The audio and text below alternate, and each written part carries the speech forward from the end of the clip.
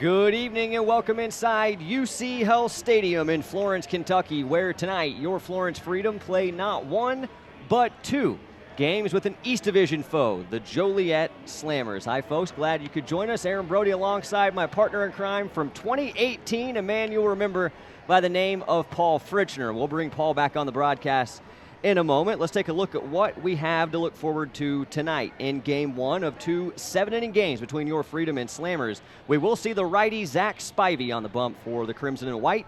Spivey with a tough record this year at 1-5, but that is not indicative of the way he has pitched. He has gotten next to 0 run support in most of the starts he's made this season, including his last one when he was terrific on August 22nd in a no decision with the Washington Wild Things. Spivey went 7 innings that night, allowed just 2 runs, but did take the no decision despite logging his 4th quality start. Spivey's ERA is at 2.52. That's a lot more like it. The righty, who was a rookie one out of Weber International, an NAIA school, and graduated from there just this past spring, has made the transition to pro baseball look easy. On the other side for the Joliet Slammers, the right-hander Wes Albert toes the slab tonight.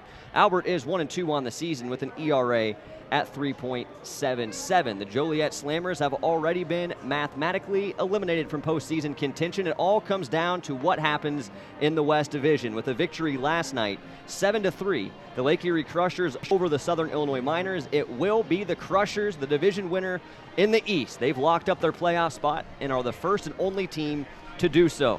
The other 3 spots in the playoffs will come from the West Division, but who belongs where? Right now, it's the Evansville Otters still at the top of the West Division. They are just 1 game up on your Florence Freedom. 54-37 is the record for the Otters. Your Freedom at 53-38, still vying to be the team standing at the top of the West Division when the final week of regular season comes to an end for the Freedom this Saturday. The River City Rascals are just 2 back of the Evansville Otters at 52-39. If the season ended today, it would be Florence and River City in the 3-4 spots. And the Evansville Otters, the number 1 overall seed, already told you the Lake Erie Crushers, they're cemented. They will be in. The only other team making things interesting right now, the Southern Illinois Miners, who are 4 games back of the top spot in the West Division, are only 2 back from that second wild card spot. So we haven't sewn anything up in the West Division.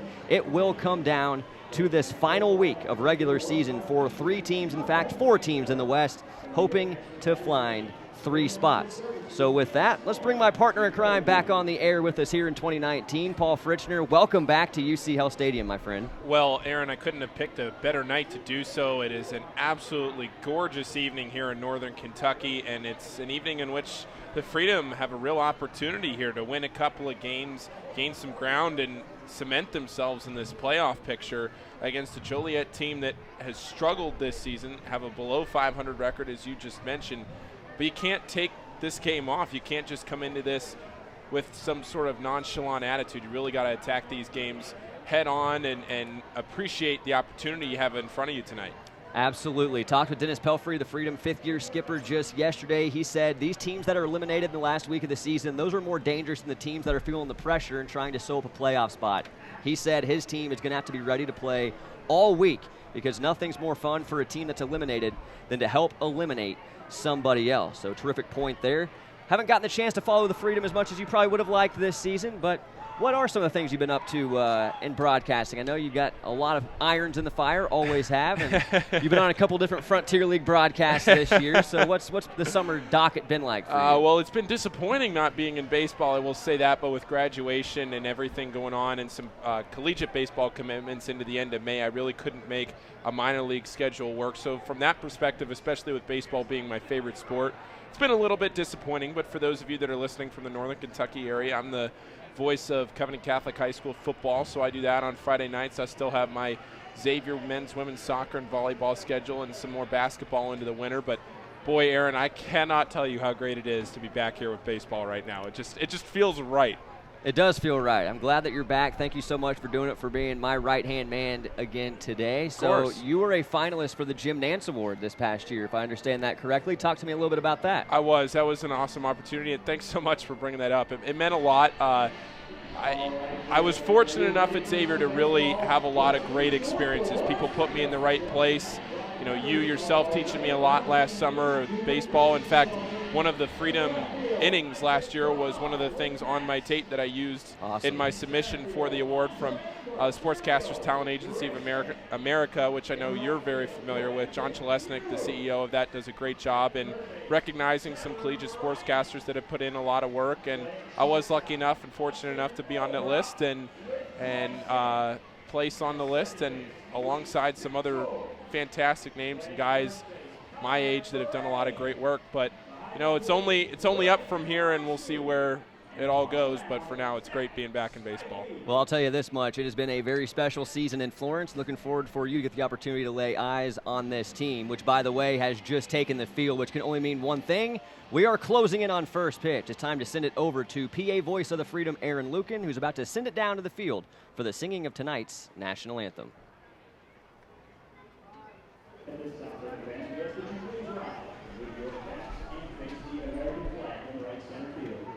We honor America, its freedom, and those who protect them, with the playing of our national anthem.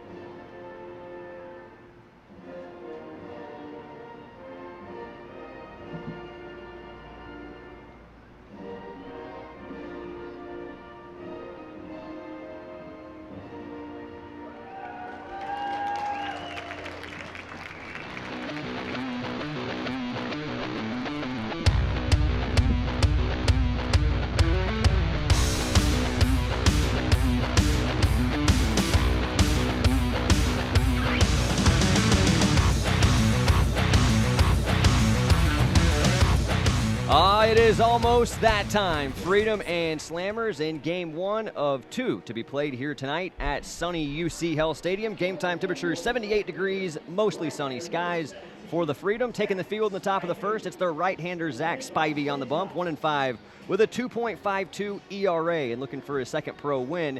He has been phenomenal in his first pro season. Let's take a look at the 1 through 9 he will face tonight for the Joliet Slammers. Well, first, it's Clayton Harp leading off. He's playing center field. Oliver Nunez batting second, playing second base. Dash Winningham, maybe the best name in the Frontier League, although I'm not as averse with the Frontier League as I was last year. Dash Winningham has to be up there from a preliminary perspective. He's playing first base, batting third. Harrison Bragg cleaning up. He's the designated hitter. Riley Crane in the 5-hole. He's in right field. Milton Ramos batting and playing third base. He's batting sixth. Batting seventh, it's Peyton Isaacson. He's behind the plate. Jimmy Roche is in left field. And batting ninth, it's Chaz Meadows, the shortstop, with Wes Albert on the mound, but we'll get into him as he takes the mound in the bottom half of this inning.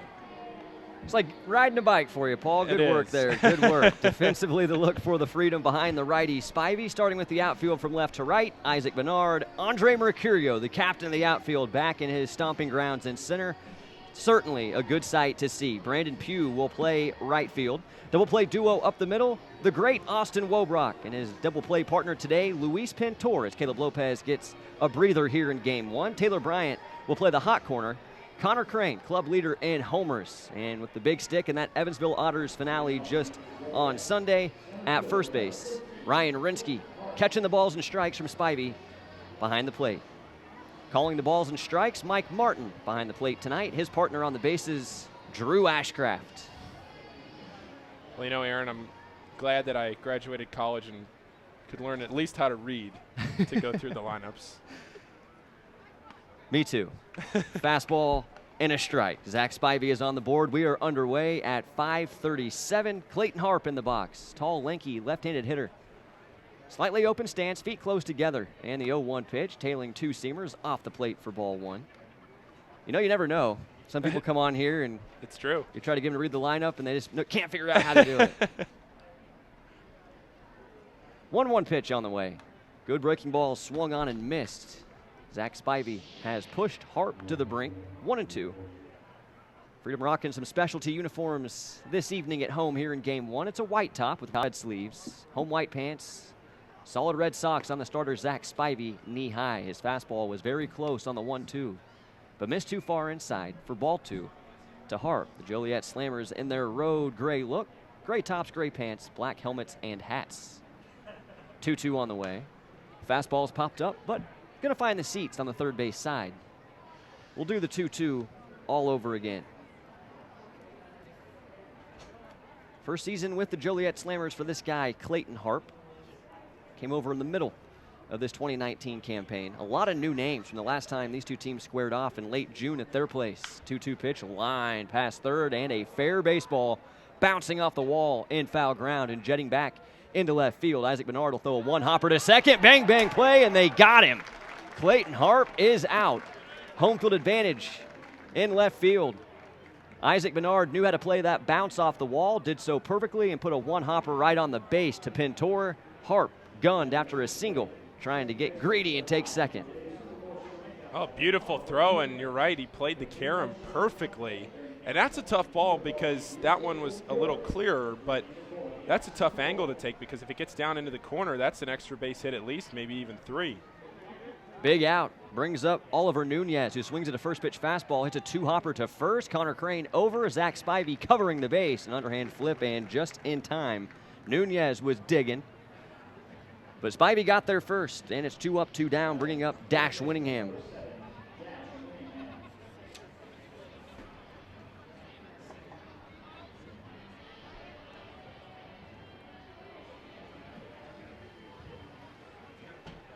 Dash Winningham coming over via trade with the Windy City Thunderbolts. They needed a bat.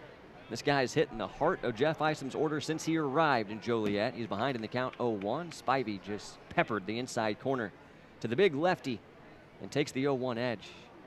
Just underway in the top of the first inning, no score. 2 outs in the 3-hole at the plate.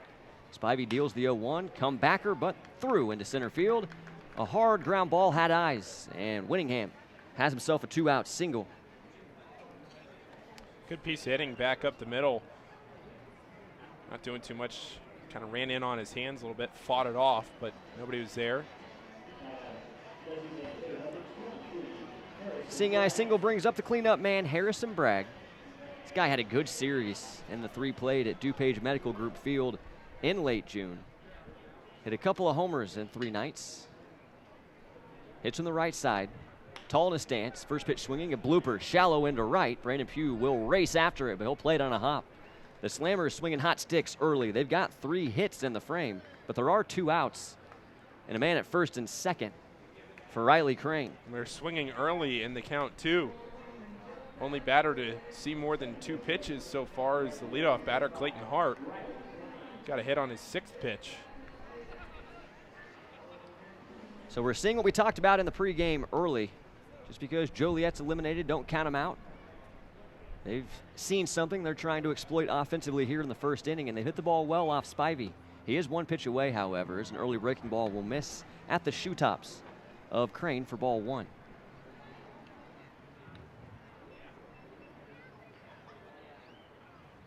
Consensus reached. Rinsky will set up out. Spivey sets at the belt. Couple looks at second. Now he'll offer home a fastball. Hits the mitt, but will not get the call. 2 balls, no strikes to Riley Crane. Crane, a .263 hitter on the season. Has homered 8 times and driven in 29 runs. Spivey readies and his 2-0 pitch. Good breaking ball, called strike 1. That pitch was in the same spot as the pitch before it. Not the first time we've seen that this season. We'll take this one. It's called strike 1. Counts 2-1. As Spivey sets again. Working away on Crane as the fastball is hit to short. Wobrock misread it.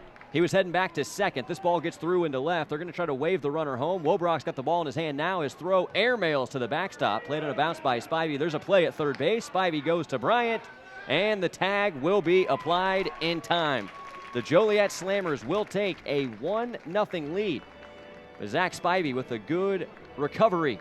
Backing up the play at home plate, does get the third and final out, mitigating the damage right there. So the Slammers score first, bring the Freedom to the plate, bottom one. We will see Pintor, Ramirez, and Crane due up next on the Freedom Broadcasting Network. Who did the Florence Freedom turn to when it was time to upgrade their scoreboard? Atlantic Sign Company.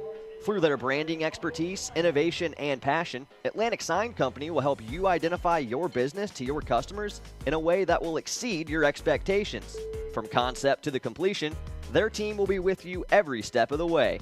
Your sign represents you, your company, and your brand. So go where the Florence Freedom went for their scoreboard. Atlantic Sign Company.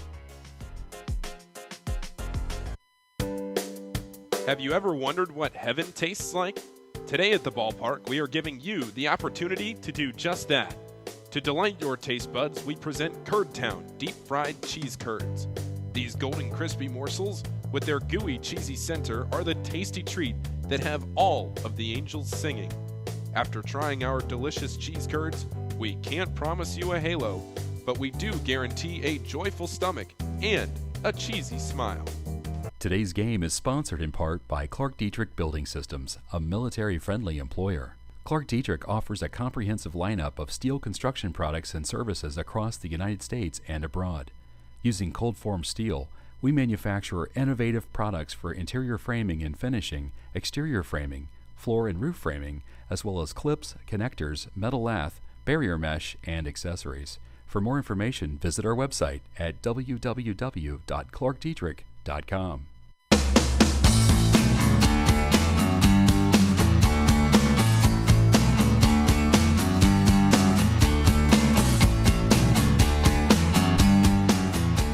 So the Joliet Slammers get 4 hits, plate 1 in their first at bat. They have a 1-0 lead as we move into the bottom of the first of game 1 of 2 to be played tonight between your Florence Freedom and the East Division Joliet Slammers. Aaron Brody alongside Paul Fritchner.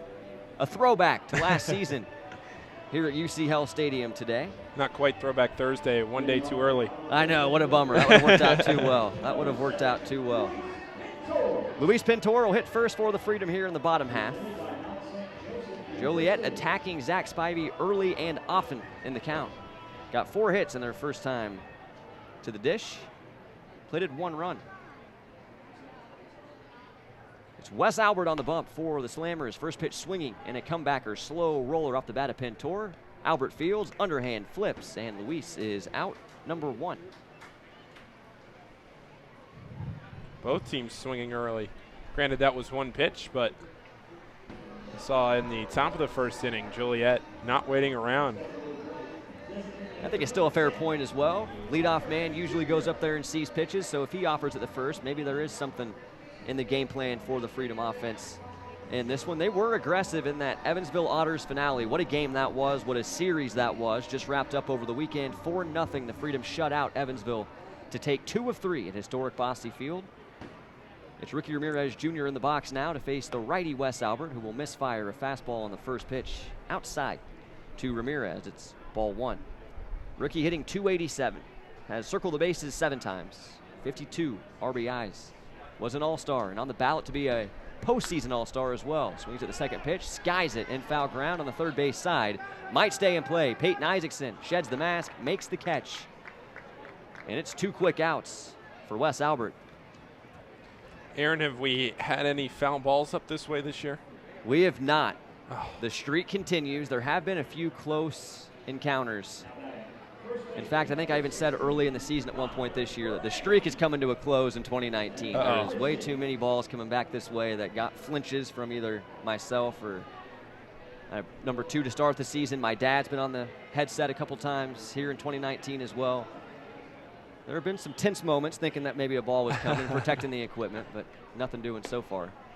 First pitch to Connor Crane's a heavy fastball, too far inside for ball 1. man that usually hides down there in the 9-hole. Quite loud in the lineup today, hitting 3. Jumps out of the way of a fastball that ran way too far in for ball 2.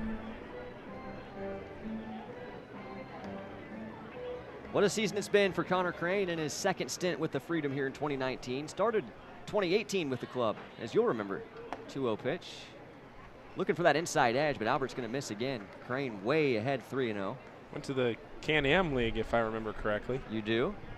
Sussex County Minors. Got his services to finish out 18, but back to start 2019, and he has been a monster. Albert will find the outside edge for a called strike 1. Fighting back from 3-0. Still nothing but fastballs to Crane. That's a dangerous way to live. This guy can turn on heat with the best of them. 11 home runs, leads the club. 3-1 pitch, more heat, and another strike. Split the plate. It's a full count. 2 outs, nobody on. Here in the bottom of the first inning, Slammers ahead by 1.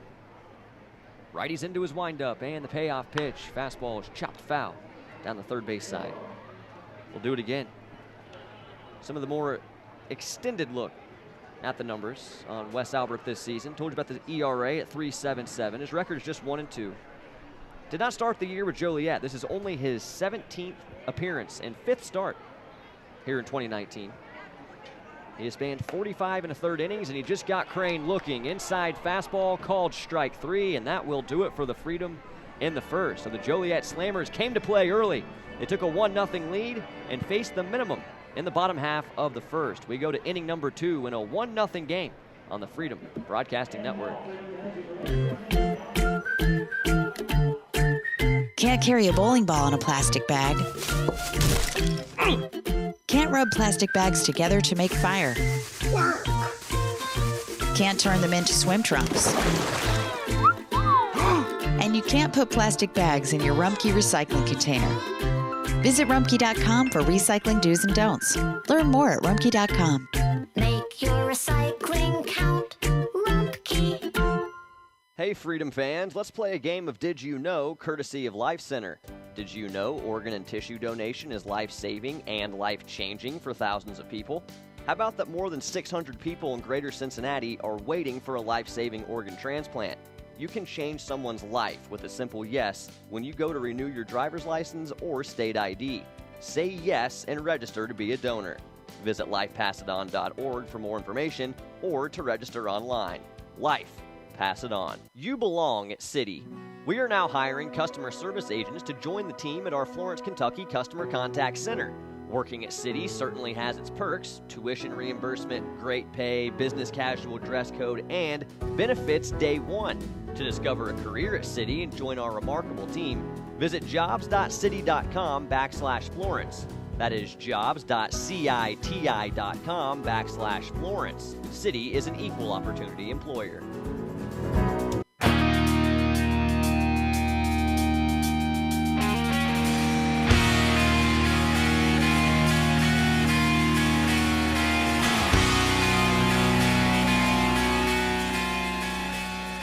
Back to work, Zach Spivey, top 2 of a 7-inning game, and the Joliet Slammers in front 1-0. First pitch swinging again, and Milton Ramos, the leadoff man here in the second, falls behind 0-1, chopping a foul ball all the way down into the left field corner. Aaron Brody alongside Paul Fritchner. Game 1 of 2 to be played here at UC Health Stadium tonight. A pair of 7s on deck with these Slammers. Here's a ground ball to third base, played on a backhand on the second bounce by Taylor Bryant. Long throw across the diamond is perfect. 5-3 Ramos for out number 1. The one other Florence Freedom game that I have managed to attend this year, Aaron, was the game in which Austin Wobrock made SportsCenter's top 10. Threw the ball between his legs over to second base to get the force out. And immediately I go, that has to be on film somewhere because the country needs this content. And they got it. They got it. Peyton Isaacson in the box. He'll fall behind 0-1 as Spivey finds the outside corner with that fastball he's thrown early. 0-1 pitch, fastball lined hard down the left field line, twisting towards foul ground, and it will reach foul ground. Bounces on the grassy berm for strike 2. Yeah, Wobrock's had just a sensational year. He, in fact, has made SportsCenter twice. That play that you saw against Evansville, and then the very next time Evansville came, in a game that was also decided by 1 run, that Evansville also won, Wobrock and Caleb Lopez made the top 10 on a sick double play. That started with a tremendous effort from Lopez. Fastballs at the shoe tops of Peyton Isaacson, the catcher. He's now got 2 strikes on him, but 1 ball as well. It's 1-2.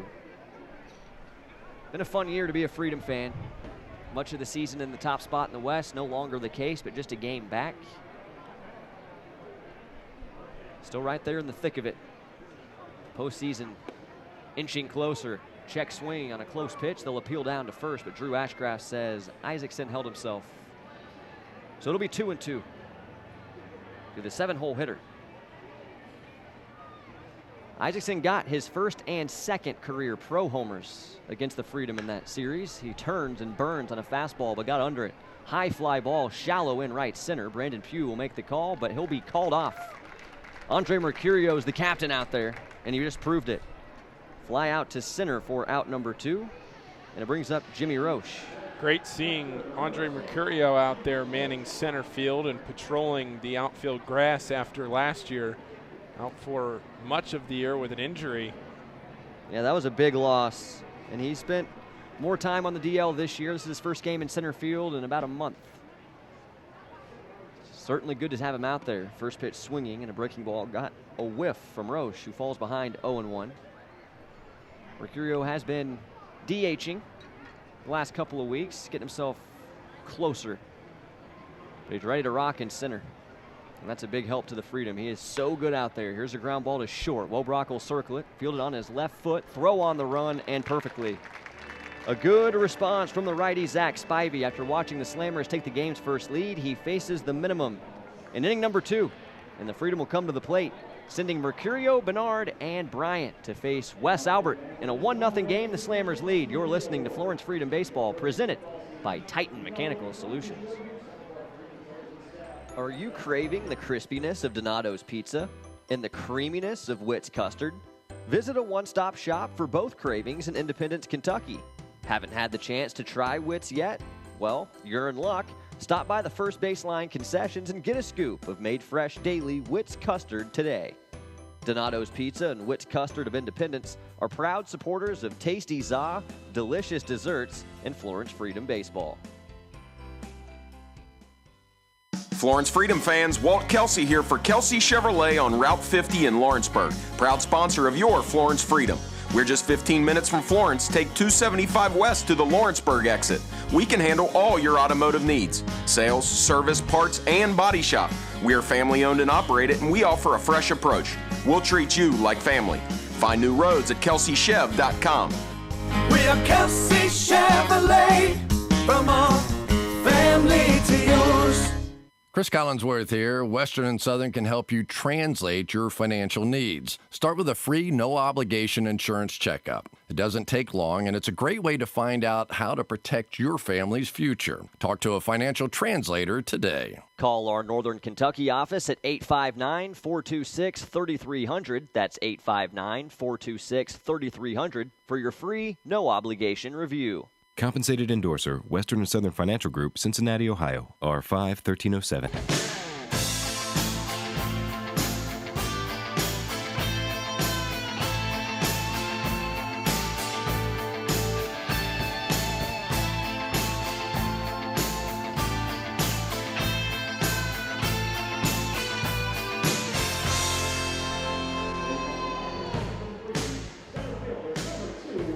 We go to the bottom of the second.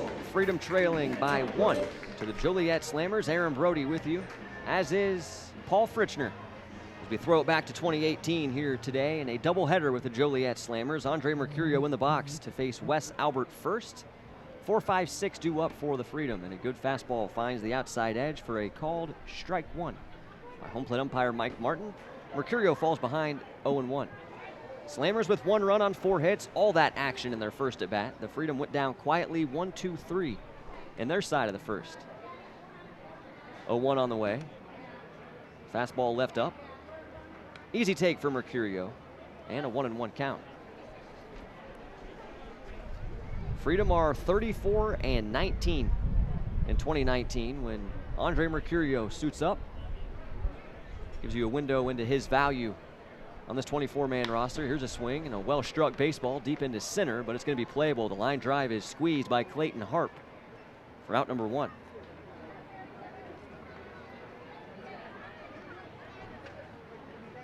Can't hit a ball much better than that, and nothing to show for it. Nope, squared it up, but hit it right at Harp. Only had to take a few steps to his left. Thought off the bat it might be a little deeper, but if anything, Harp took a step or two in. We'll see if Isaac Bernard can fare better, as Albert sat down 4 in a row. First pitch to him. Fastball hits the mitt for a called strike 1. Then again, Aaron, it did take me about 3 or 4 weeks last year to get my bearings on the fly balls. I remember I had a few balls to right field I thought were over the bullpen that ended up being 13, 14 feet behind the infield. 0-1 pitch is hit on the ground towards second. Rangy play to the left by second baseman Nunez. He'll plant and fire a strike to first. And Bernard is retired. 2 away. It eats up everybody. The ball does historically sail here. UC Health Stadium, one of the more banned boxes in the Frontier League. But it's almost like it comes and goes. Sometimes it flies out. Other times, like you said, you think it's got absolutely no chance to stay in the yard, and it ends up being a sprinting play in for the outfield. Fastball on the first pitch to Taylor Bryant. Albert is chucking the strikes. TB falls behind 0-1.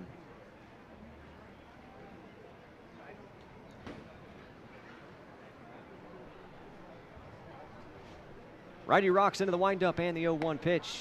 Looking for the same spot. This one was above the belt, and the count will even up at a ball and a strike.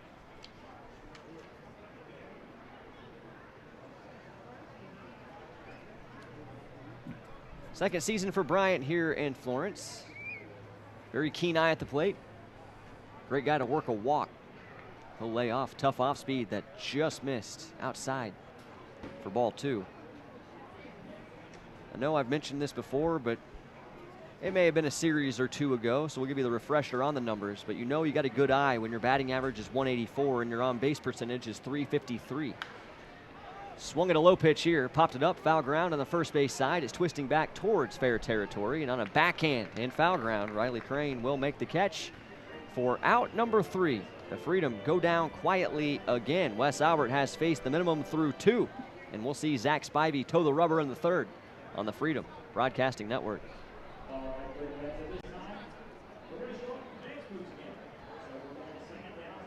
It's not just a truck, it's a way of life. It's who you are. It's proud, free, wild. It's a brotherhood. The Brotherhood of Tacoma. For over 50 years, Toyota has built the best, most durable, go anywhere, do anything trucks money can buy. That's the Toyota Tacoma.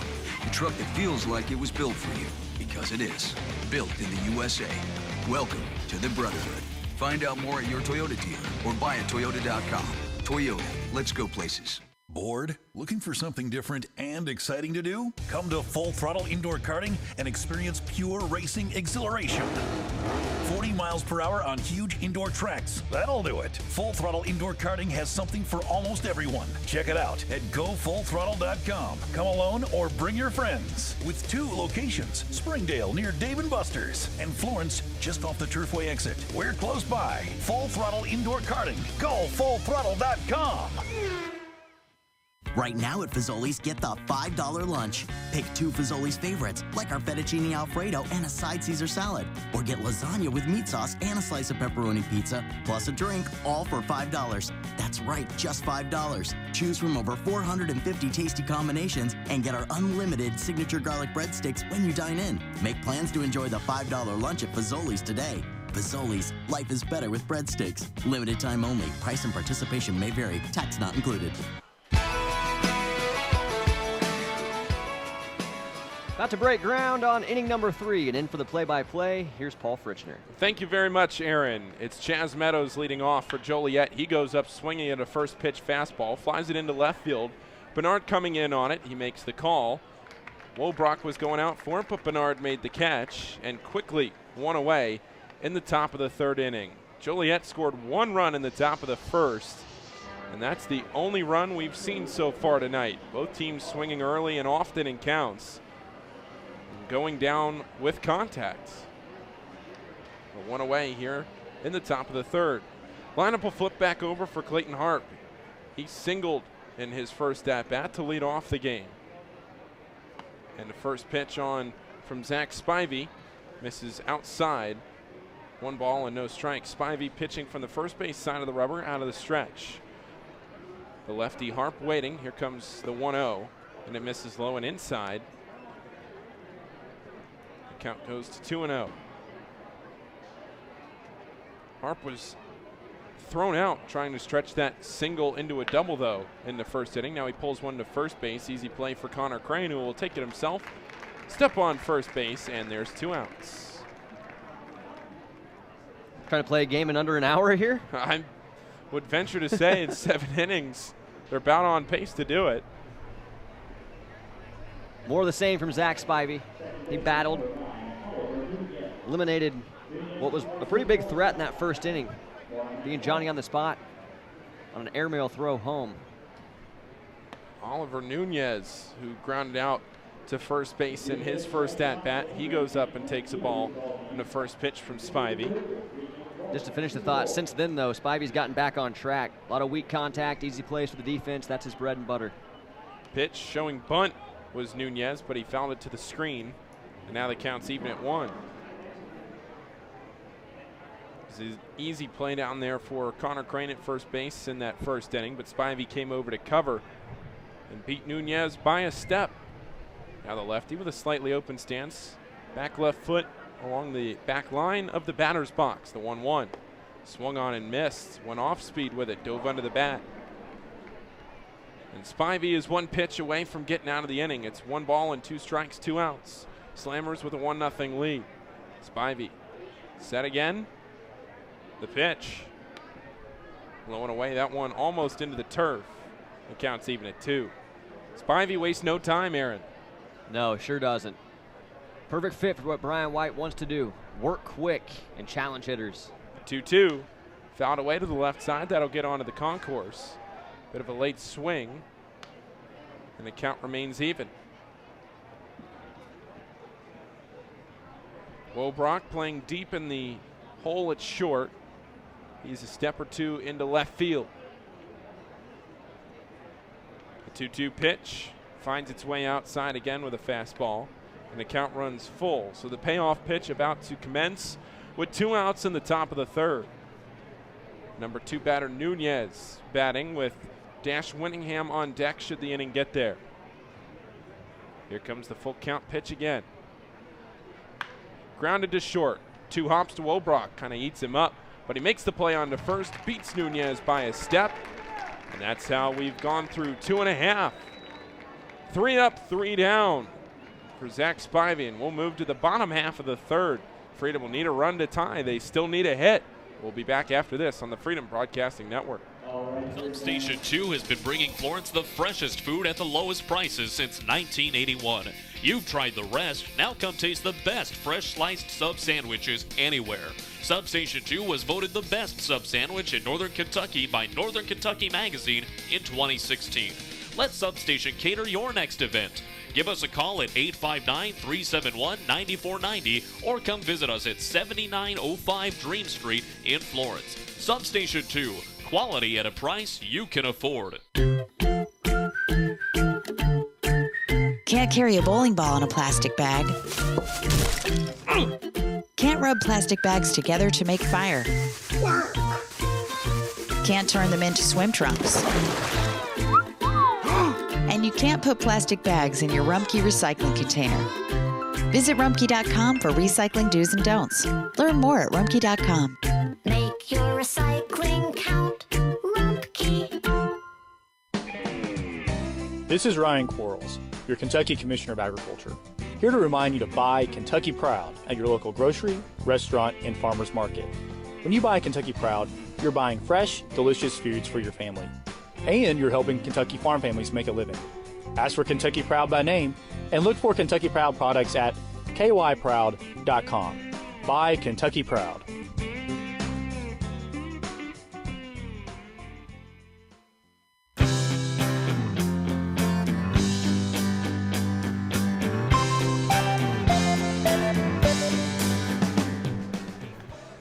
Paul Fritchner with you alongside Aaron Brody for the bottom of the third inning at UC Health Stadium. The Florence Freedom trailing the Joliet Slammers 1-0. Freedom have yet to have a hit, have yet to see a base runner reach first base.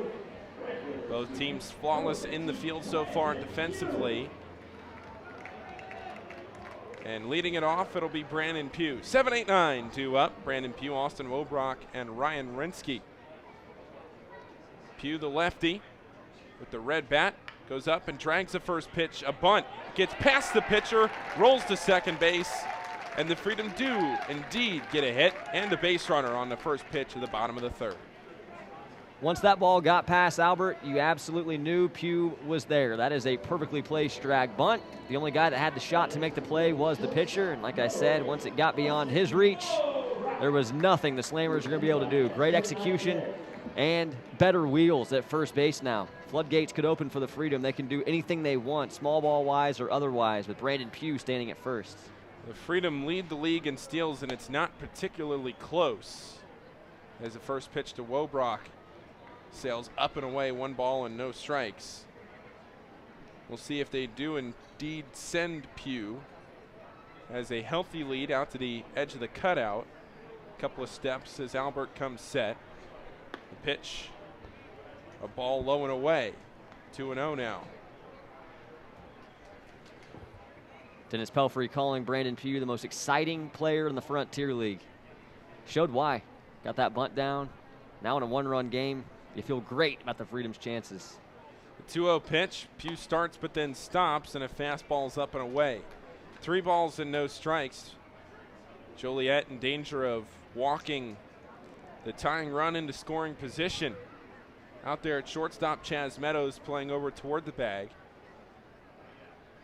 The 3-0 pitch, here it comes, and it's a fastball down the middle. So important for pitchers to be able to throw that 3-0 strike. Wobrock definitely not getting a green light there.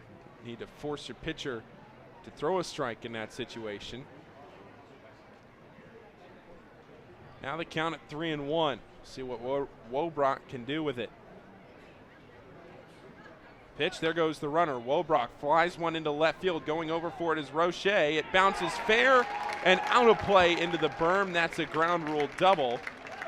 Staying on third will be Brandon Pugh, and Wobrock will have to hold at second. But now there's 2 in scoring position for the Freedom. The go-ahead run 180 feet away. Kind of a bizarre play out there in left field by Jimmy Roche. It's almost like he thought it was going to twist out of play and was surprised when it fell on the right side of the stripe of fair baseball. Certainly a tough break for the Freedom. Pugh would have scored easily on that, but with it leaving the field of play, it's a ground rule double. Runners now at second and third, but with nobody out, you can still pick and choose your way to be productive if you're Ryan Rinsky. Brings up the catcher, as Aaron just mentioned, Ryan Rinsky. With Wobrock at second, Brandon Pugh at third. Zach Spivey, Wes Albert, that would be quite the scene if Zach Spivey was out there pitching both sides, the all-time pitcher. It's Wes Albert delivering the first pitch to Rinsky, who takes it for a fastball called strike. First base is open, but they're going to attack here. The number 9 hitter in Rinsky before the lineup goes back to number 1, Luis Pintor. A 1 pitch, here it comes, and a fastball low and away this time. Evens the count, 1 ball and 1 strike.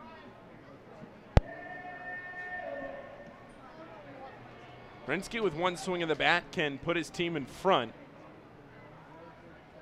Pugh dragged a bunt down the first base line for the first hit of the game for the Freedom, and now Rinsky checks up on a slider. Home plate umpire says he went around. Rinsky disagreeing, strongly disagreeing, still talking to the home plate umpire because now he's behind 1-2. Rinsky still talking to the umpire. Steps out, gains his composure, readjusts his gloves.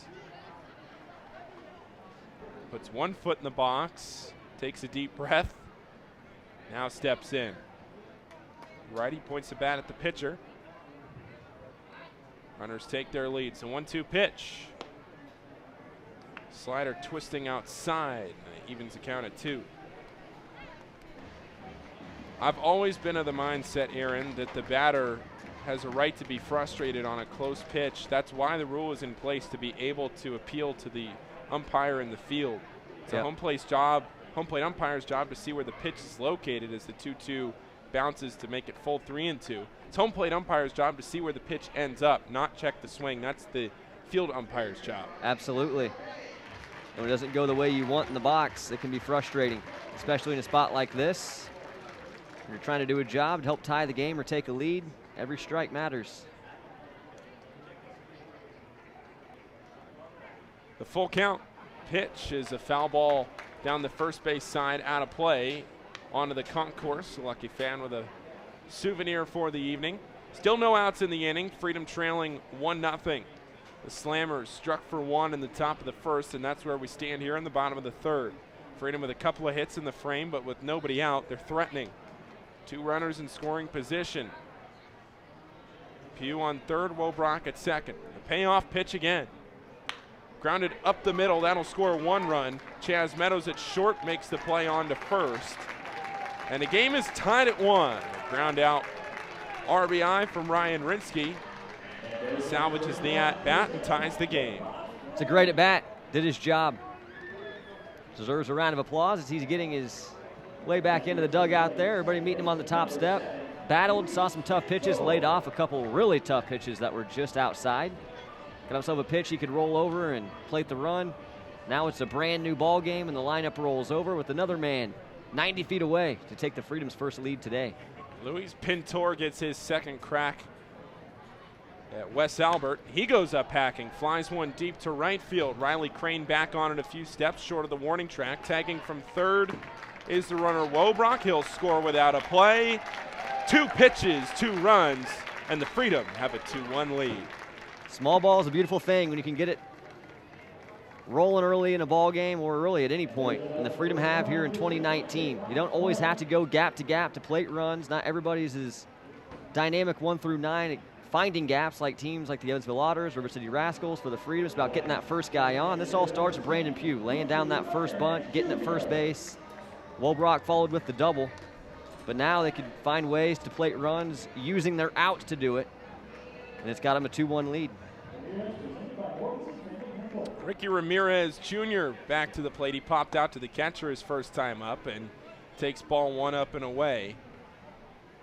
1 ball and no strikes, 2 outs. Bottom of the third, Freedom have jumped and leapfrogged the Slammers with a 2-1 lead.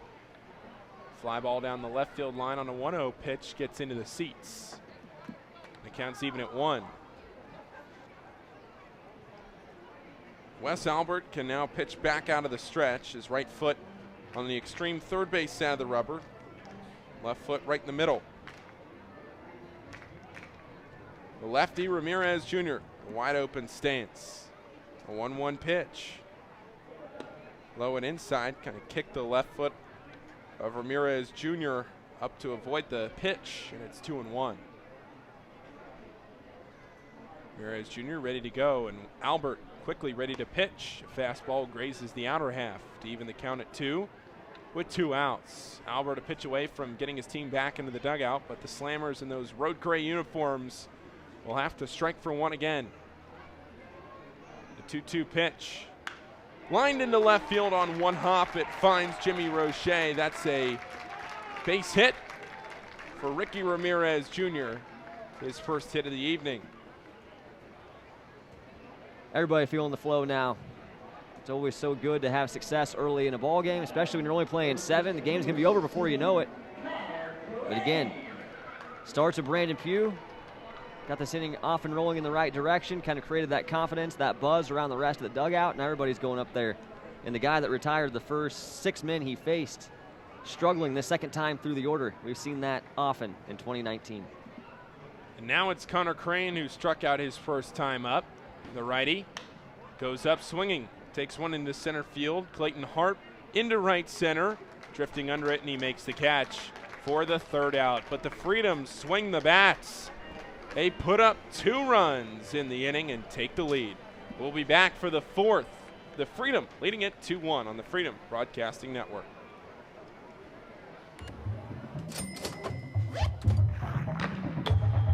points, cash, gear, sports. With a Dick's Scorecard, you earn points on all your purchases and get 3% back in rewards and access to exclusive deals and events. It's simple. Points lead to cash to buy gear so you can play more sports. Get your Dick's Scorecard and start earning reward certificates today. Every season starts at Dick's. At Compass Self Storage, we make it easier. We understand that storing your belongings is not a luxury, but a necessity. We're a proven self-storage leader focused on providing you with a friendly, professional, and clean place to store your items. Whether your concern is price, size, availability, or security, there is no need to look anywhere else. We provide it all. Give us a call today at any of our locations in Greater Cincinnati and Northern Kentucky, or visit our webpage at compassselfstorage.com. Mention this ad and get your first month's rent for free. Have you ever wondered what heaven tastes like? Today at the ballpark, we are giving you the opportunity to do just that. To delight your taste buds, we present Curd Town deep-fried cheese curds. These golden crispy morsels, with their gooey cheesy center, are the tasty treat that have all of the angels singing.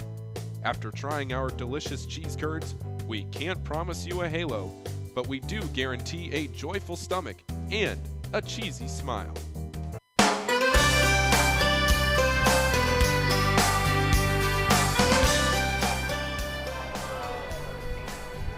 Back for the top of the fourth inning, Dash Winningham swinging at the first pitch, and he loses his bat. It goes flying into the Freedom dugout, and that's a swinging strike on the first pitch from Zach Spivey. Well, the Freedom, they struck for 2 runs in the bottom of the third inning. Strung together a few base hits from the bottom of the lineup, eventually translated into 2 runs, and scoring runs is not exactly the forte of this Joliet Slammers team. We'll get into that more in a second after this pitch, the 0-1 to Dash Winningham as Joliet trails 2-1. Spivey pitching out of the stretch from the first base side of the rubber. The righty fires a fastball outside to even the count at 1. Joliet is 10th in the league out of 10 teams in nearly every offensive category: batting average, runs scored, home runs, and slugging percentage. It's a 1-1 pitch. A foul ball is grounded down the first base line. Down far into right field, that'll force Brandon Pugh to go over and have to pick it up, throw it into the stands. Team batting average of only .220. Only scored 272 runs on the season. Freedom in total 425 coming into tonight. 1-2 pitch. Fastball up and away. It evens the count at 2. And a beautiful night in Florence, Kentucky. A few clouds scattered overhead, but a breeze blowing from left to right.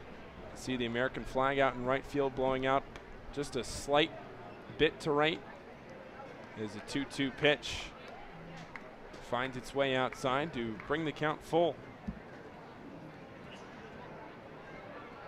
Now with nobody out, Winningham takes one into center field. This one will send Mercurio back. He's backpedaling short of the warning track, and he makes the catch easily for the first out in the top of the fourth. Winningham singled and scored back in the first inning. Scored Joliet's only run to this point.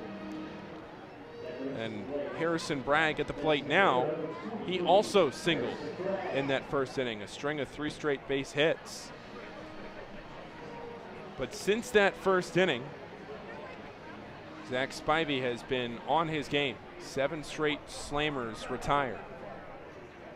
Harrison Bragg, the designated hitter, singled and got to second base. The first pitch is low and inside with another fastball. And Spivey falls behind 1-0. Will Brock playing deep at short again. Huge hole up the middle of the infield. 1-0 pitch. Ripped down the third base line and fair. This will get down into the corner where the ball boy is. Bounces back into fair territory for Isaac Bernard. He throws on to second, and he keeps Harrison Bragg at first base. What a play by Bernard to play that carom and keep Harrison Bragg still there for a single. Yeah, that's terrific. I think it's a couple of things. I think it's the fact that Bernard has played that carom brilliantly twice now, but also I think Harrison Bragg just understanding how well Bernard played it the first time, might not have been thinking 2 out of the box there. That's a huge advantage. That was right down the line. Normally 2, but in this case, just 1. Riley Crane shows bunt, and he takes the first pitch for a ball outside. Harrison Bragg not with a huge lead at first. Bragg not a tremendous threat to steal a base. Couple of steps, now he shades a little bit farther, not even to the cutout. 1-0 pitch to the lefty is low and away. Milton Ramos on deck. Riley Crane, he singled in that first inning, but the inning ended after Dash Winningham scored and Harrison Bragg was thrown out trying to score. Now Riley Crane singles again, a hard liner into right field. Played back in easily by Brandon Pugh. But 2 straight hits again for that 4-5 combination of the Slammers lineup. They're in business with 1 out in the 4th. Good news is for Spivey, he's still just 1 pitch away from the end of this inning. He normally likes to work down in the zone. He'll be trying to do that here. A ground ball with runners at first and second. Could be 2.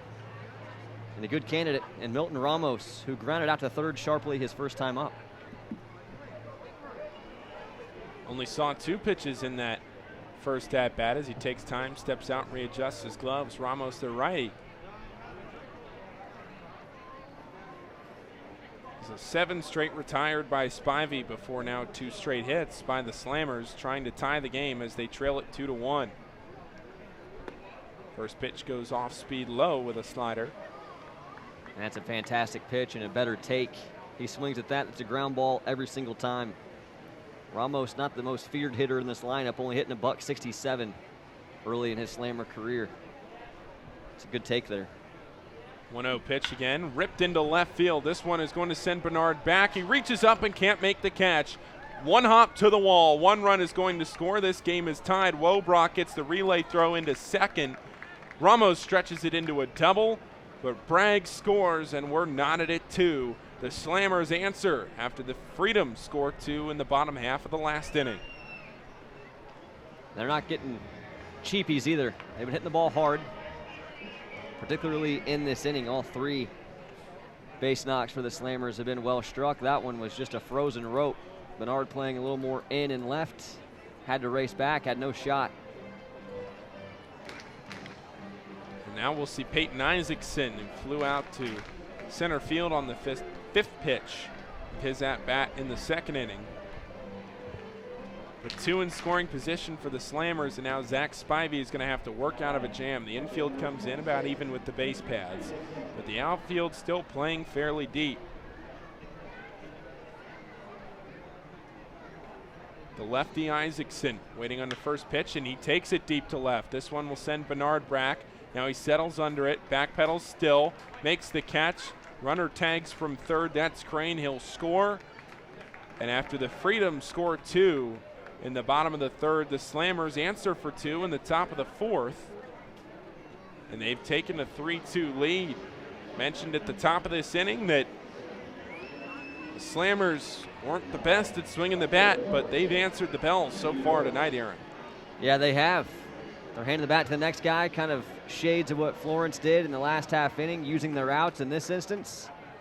They've set that opportunity up by hitting the baseball hard, really 1 through 9 in this one. Jimmy Roche fouls a pitch off of Ryan Rinsky's glove, then goes off his helmet, his mask, I should say, on the first pitch of his at-bat. Roche grounded out to short to end the second inning. Still a runner at second base in the form of Milton Ramos. The righty Roche behind in an 0-1 count. Wags the bat above his right shoulder and swings through a slider. Fall behind 0-2.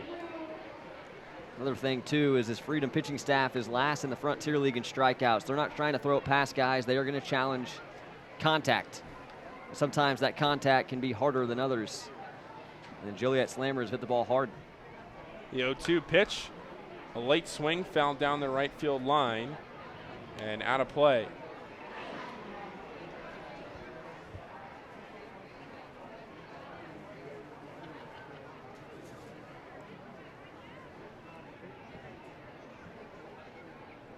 Roche ready again. The 0-2 pitch, and it bounces. Rinsky blocks it up. Good play by Rinsky. Keep the runner out there at second. Although with 2 outs, even if Ramos is to get to third, he's not scoring on a sacrifice fly. The 1-2 pitch to Roche. Fouled again over to the right side onto the Cintas party deck. Heads up, all of you barbecue eaters over there.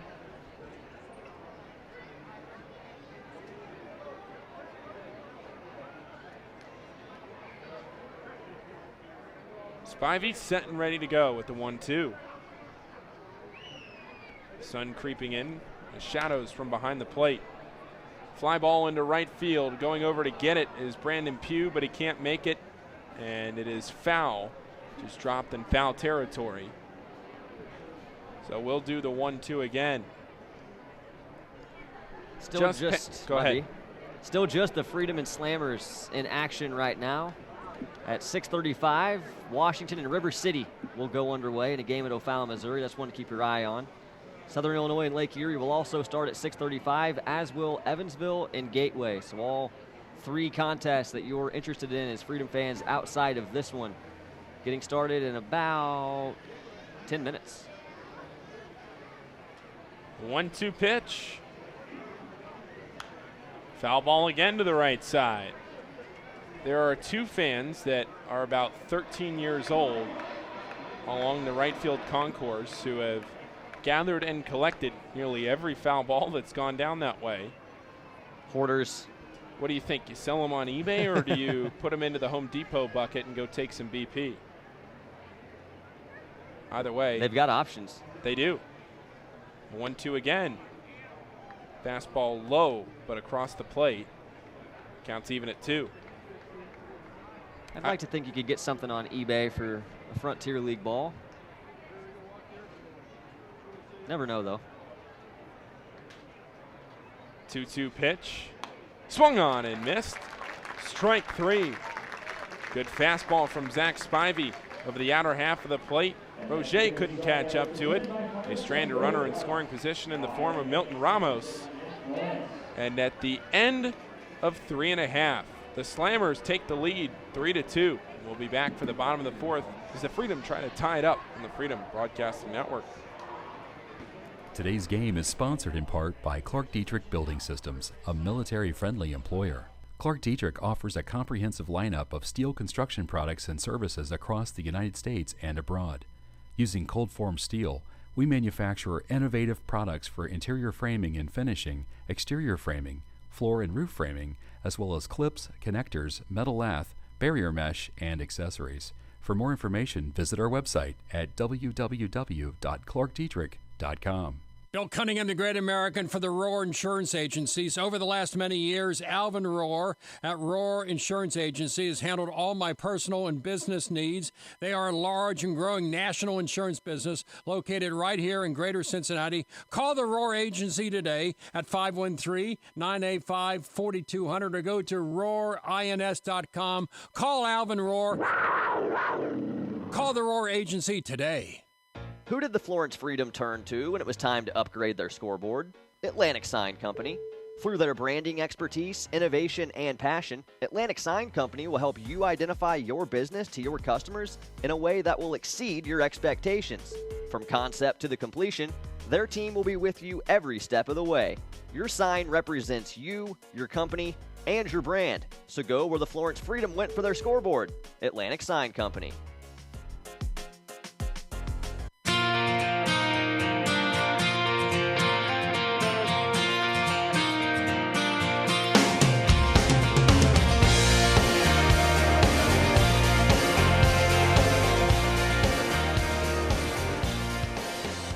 Bottom of the 4th inning, Paul Fritchner and Aaron Brody with you for Florence Freedom Baseball on the Freedom Broadcasting Network.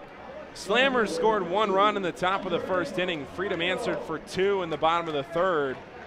But Joliet didn't wait long. They scored 2 in the top of the 4th to retake the lead, and that's where it stands right now. 3-2 Slammers in the bottom of the 4th inning, and it'll be the cleanup batter, Andre Mercurio, lefty, Leading off against Wes Albert. And the first pitch from Albert is a slider that's low and inside for ball one. In the second inning, Mercurio led off that frame with a fly out to center field. Freedom went 1-2-3 in the second before finally notching their first base hit last inning. 1-0 pitch, a fastball low and away. Mercurio quickly ahead, 2 balls and no strikes. Albert still pitching off the third base side of the rubber. And the Freedom in their strikeout cancer jerseys with the red sleeves. Batting here with Mercurio taking the 2-0, a fastball down the middle. 2 balls and 1 strike. A lefty-heavy lineup for the Florence Freedom. The 2-1 pitch, lined into left center field, this one hanging up, and it will stay up long enough for Jimmy Roche to come on and make the catch. Came charging in on it off the bat. They thought maybe Mercurio would see that ball hit the ground, but it stayed up in that air for the first out. Yeah, deja vu all over again for Mercurio. A pair of lineouts tonight. Making strong contact, even going back to that finale with Evansville, he lined out a couple of times in that game. So making his way back after the long absence with the shin injury and just can't find a hole, but is making great contact. First pitch from Albert, and off speed to Isaac Bernard finds the zone. Bernard falls behind 0-1. His first time up, he grounded out to second. An easy play for Nunez, and now the 0-1 pitch finds its way outside to even the count at 1. Joliet scoring 3 runs on 7 hits. And Florence has been efficient at the plate, 2 runs on only 3 hits. The 1-1 pitch, a fly ball to right field. This is going to send Crane back all the way to the wall, but he makes the catch on the warning track for the second out of the inning. That ball jumped off the bat, but Crane tracked it well, and there's 2 away. In reading the tea leaves, I still think the Freedom are going to break through in a big way, and we kind of saw it. That single on the bunt from Brandon Pugh kind of opened the floodgates. They would get 2 more base hits in that frame, including a double. Florence can be a very streaky offense, but through 2 batters here in the 4th. Great contact, line outs. Thought Bernards might have had a shot. They're getting close. Taylor Bryant batting from the right side, goes up and shows bunt on the first pitch, but it brushes him back and actually gets to the backstop. So Bryant is ahead of 1 ball and no strikes. He popped out to first base to end the second inning. Saw a few pitches, but finally swung at the 4th. There was an easy play for Dash Winningham. Now the 1-0, a fastball upstairs, about shoulder high to Taylor Bryant. One thing Albert has not done too much tonight, Aaron, is get ahead of these batters. That also plays right into the strengths of Florence. Now the 2-0, another pop-up to the right side. And again, Winningham in foul territory makes the catch. 2 at-bats, 2 of the same result for Taylor Bryant. And at the end of 4, it's the Slammers 3 and the Freedom 2 on the Freedom Broadcasting Network.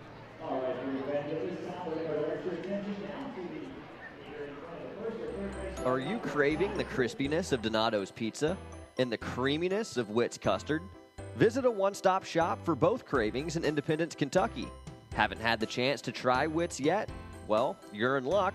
Stop by the First Baseline concessions and get a scoop of made fresh daily Witt's custard today. Donato's Pizza and Witt's Custard of Independence are proud supporters of Tasty Za, delicious desserts, and Florence Freedom Baseball. Hey Freedom fans, let's play a game of Did You Know, courtesy of Life Center. Did you know organ and tissue donation is life-saving and life-changing for thousands of people? How about that more than 600 people in greater Cincinnati are waiting for a life-saving organ transplant? You can change someone's life with a simple yes when you go to renew your driver's license or state ID. Say yes and register to be a donor. Visit lifepassedon.org for more information or to register online. Life, pass it on. Chris Collinsworth here. Western and Southern can help you translate your financial needs. Start with a free, no-obligation insurance checkup. It It doesn't take long, and it's a great way to find out how to protect your family's future. Talk to a financial translator today. Call our Northern Kentucky office at 859-426-3300. That's 859-426-3300 for your free, no-obligation review. Compensated endorser, Western and Southern Financial Group, Cincinnati, Ohio, R5-1307.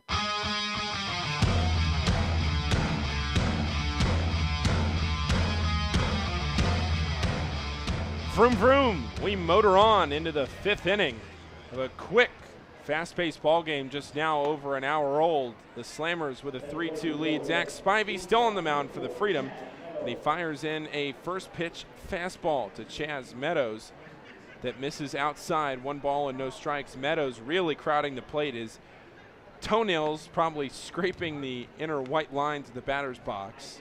And Meadows now in an even count after Spivey comes back with another fastball to make it 1 ball and 1 strike. Meadows flew out to left field on the first pitch of his first at-bat to start off the 3rd inning. And now Meadows again goes to the left side, but it's a one-hopper to Bryant at 3rd. Easy play to first. Beats Meadows by a few strides. And he's out for the first of the inning. Been a good back-and-forth game here between Florence and Joliet. Each team's gotten hot a couple of times offensively. Well, in the Freedom's case, really one productive inning for the 1-run game. But we've seen both pitchers answer strong after some adversity in the previous inning. Zach Spivey sat down 7 in a row after allowing the game's first run. And we saw Wes Albert get back on track, facing the minimum after allowing 2 in the 3rd. Clayton Harp, the leadoff batter in the lineup, faces Zach Spivey for the 3rd time, and he swings at the first offering. It doesn't make contact, so it's 0-1. He's 1 for 2 today.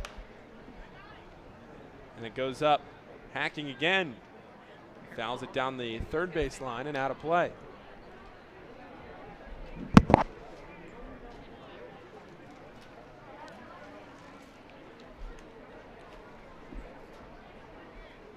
The 0-2 pitch with 1 away in the top of the 5th.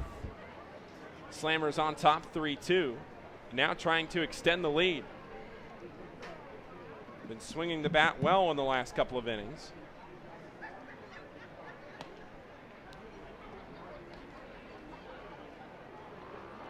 Spivey delivers a fastball away. 1 ball and 2 strikes. Lefty waiting on it again, and Spivey can't find the zone to make it 2-2. 1 out in the inning.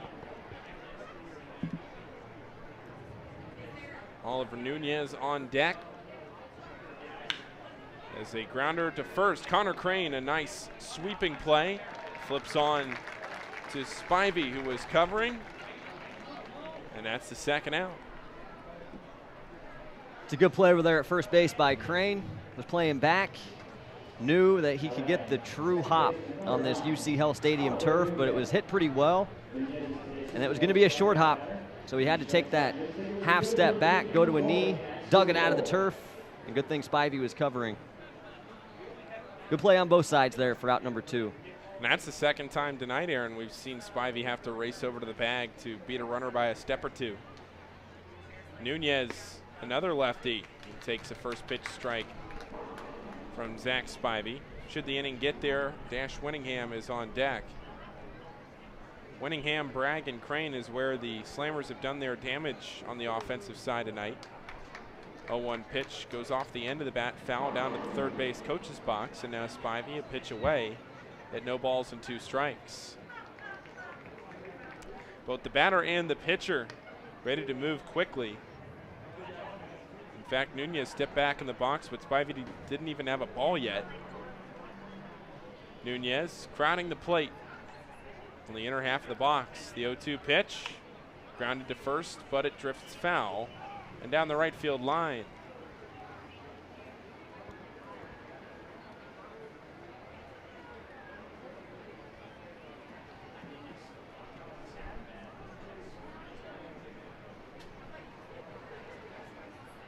No balls and 2 strikes again to Nunez.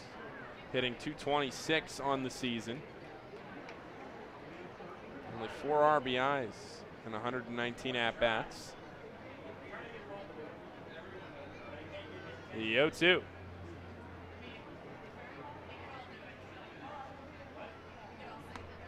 Fastball up and away, and now Spivey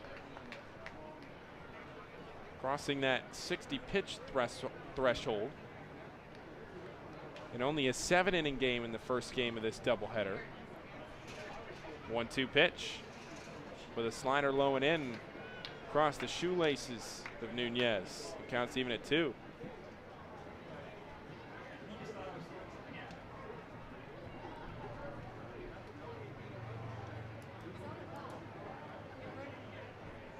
Pitch again, taken into right center field. This one deep, this one way deep, and this one is gone.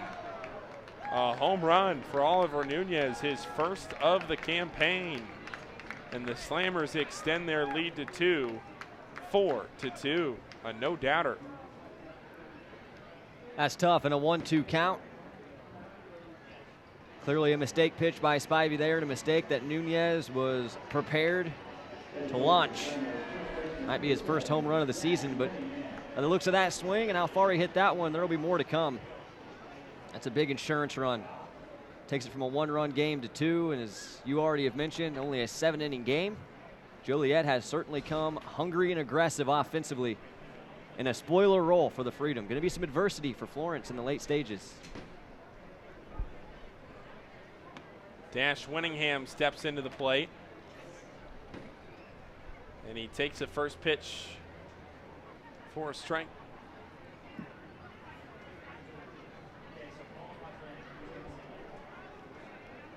The 0-1 taken back up the middle, a ground ball and a base hit.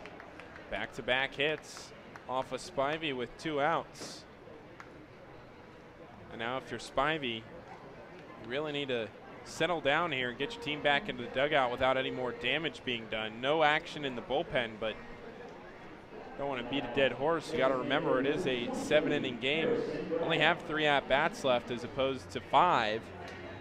And already here going into the bottom of the 5th, don't want to put yourself in any more than this 2-run hole. Harrison Bragg to the plate. Off the end of the bat, it's a squibber to Connor Crane at first base. He'll take it himself. Bragg was barely halfway down the line, and that's the 3rd out of the inning. So Spivey does limit the damage. A solo home run off the bat of Oliver Nunez. And we will be back for the bottom of the 5th. Freedom need 2 runs to tie, 3 to take the lead. It's 4-2 Slammers on the Freedom Broadcasting Network. You belong at Citi. We are now hiring customer service agents to join the team at our Florence, Kentucky Customer Contact Center. Working at Citi certainly has its perks: tuition reimbursement, great pay, business casual dress code, and benefits day 1. To discover a career at Citi and join our remarkable team, visit jobs.citi.com/Florence. That is jobs.citi.com/Florence. Citi is an equal opportunity employer. Florence Freedom fans, Walt Kelsey here for Kelsey Chevrolet on Route 50 in Lawrenceburg, proud sponsor of your Florence Freedom. We're just 15 minutes from Florence. Take 275 west to the Lawrenceburg exit. We can handle all your automotive needs: sales, service, parts, and body shop. We are family owned and operated, and we offer a fresh approach. We'll treat you like family. Find new roads at kelseychev.com.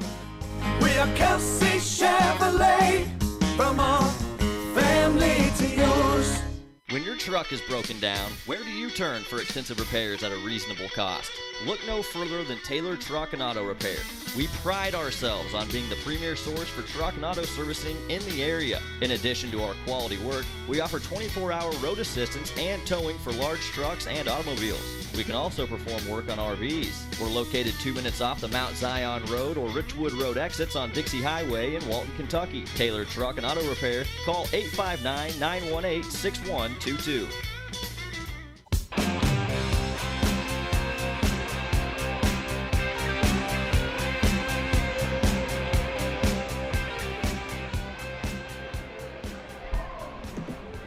Back for the bottom of the 5th inning on the Freedom Broadcasting Network. Paul Fritchner and Aaron Brody. And Aaron, I wasn't exactly prepared for what was just about to happen, but I had to sing the 7th inning stretch in between the top and bottom of the 5th inning since it's an abbreviated doubleheader. crowd didn't exactly help me out. I'll be honest, I was expecting more out of the Freedom faithful here. I think they're just bummed. It's a 2-run game. We're trailing. Kind of left me out to didn't give dry. you much support. Yeah. No.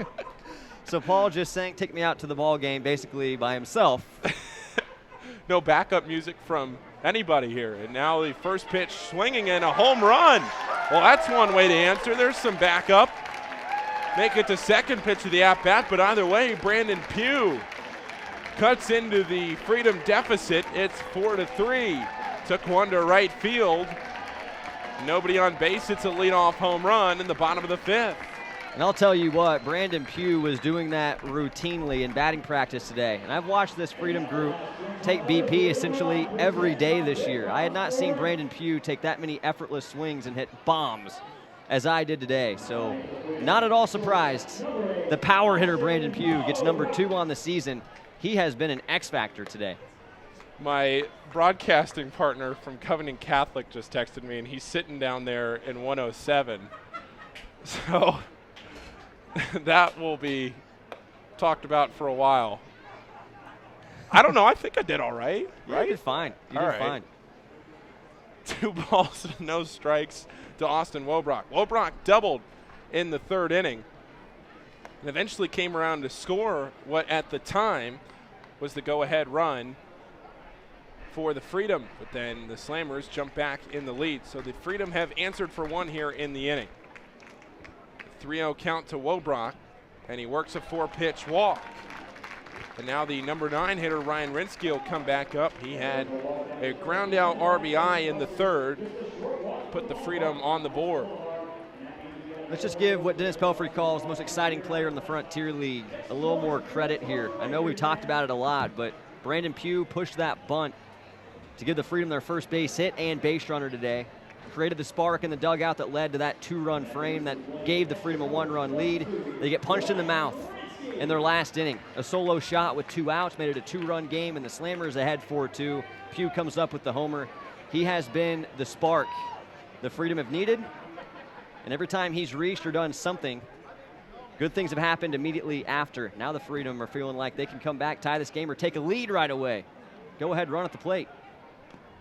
Rinsky shows bunt, but the bunt goes foul back to the screen. And he falls behind 0-1. And with nobody out, maybe the lineup turns back over and you get something going from the top of the lineup. Luis Pintor already with an RBI tonight. He's standing on deck.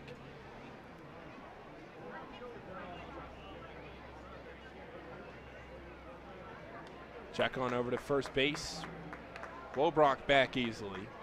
Rinsky grounded out to short after a laborious effort to ring that count full.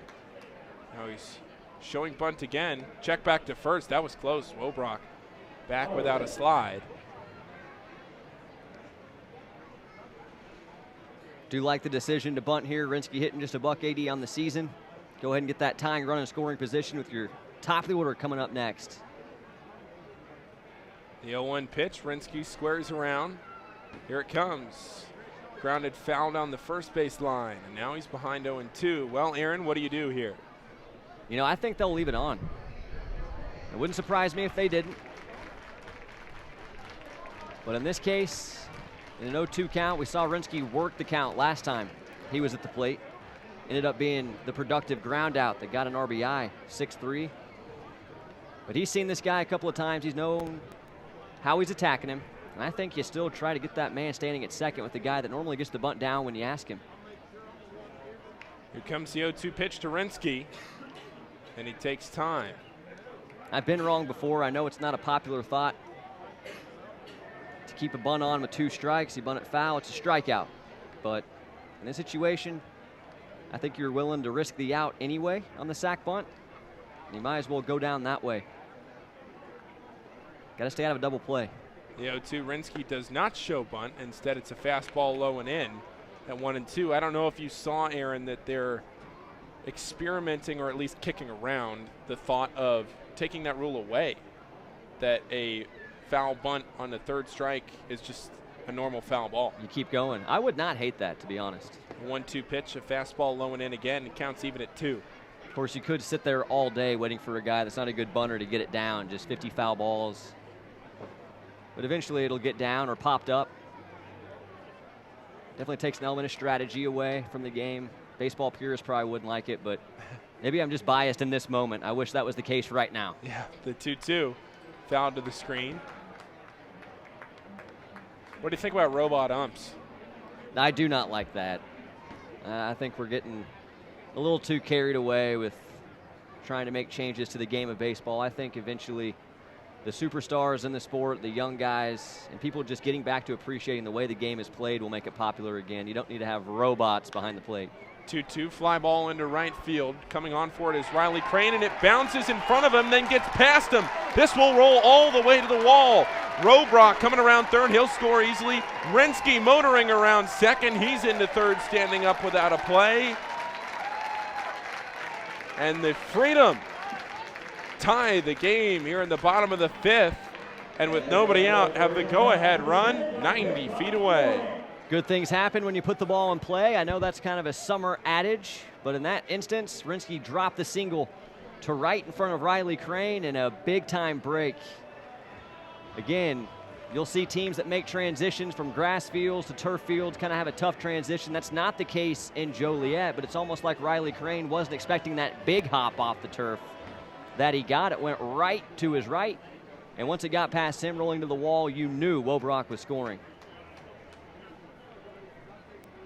Now the first pitch to Luis Pintor is into right field. That's a base hit, and that'll score the go-ahead run. The Freedom have scored 3 here in the fifth. The floodgates do open up, as you correctly predicted, Aaron, and it's 5-4. And it goes down as a line drive in the box score. Pintor, a duck snort to shallow right, but it gets the job done. Another single for Luis, who's continuing just a tremendous second half of the season. Had a 21-game hitting streak in the second half of the year. He has got his average on the uptick to 264 now coming into play today. He already had the sacrifice fly. A guy that's got a penchant to come through with guys in scoring position just did it again. 5-4 Freedom, and Ricky Ramirez Jr. looks to keep the line moving. It's Pintor off of first. An off-speed pitch is outside, 1 ball and no strikes. Pintor off of first base. Ramirez Jr. 1 for 2 tonight. He's at the plate. He singled his last time up, but was left there. 1-0 swinging, and it's fouled onto the concourse along the third base line.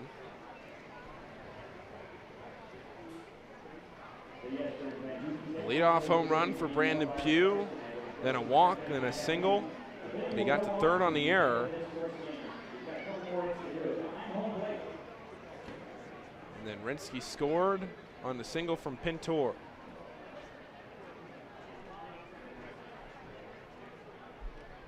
Ramirez Jr. waiting in a 1-1 count.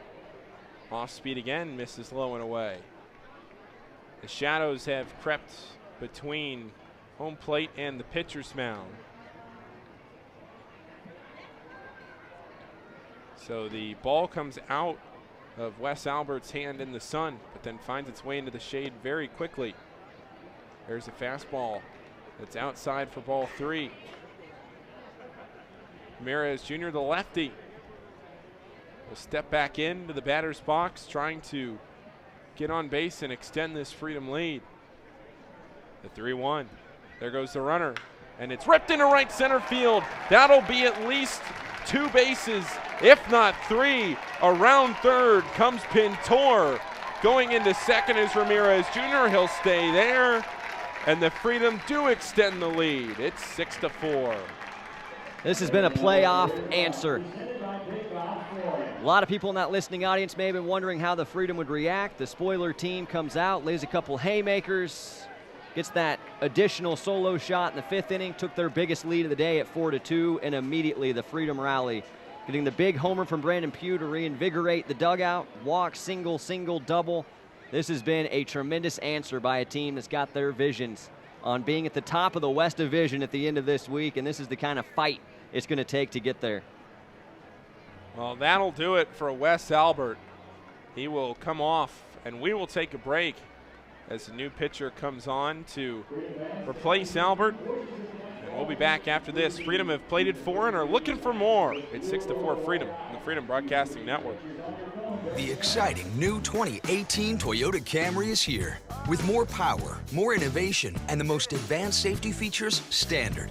Camry's jaw-dropping designs include the premium XLE with everything at your command, and the sporty, aggressive XSE. 19-inch wheels, dual exhaust with quad chrome tips. The car you've been waiting for is here. For all Toyota offers, see your Toyota dealer or go to buyatoyota.com.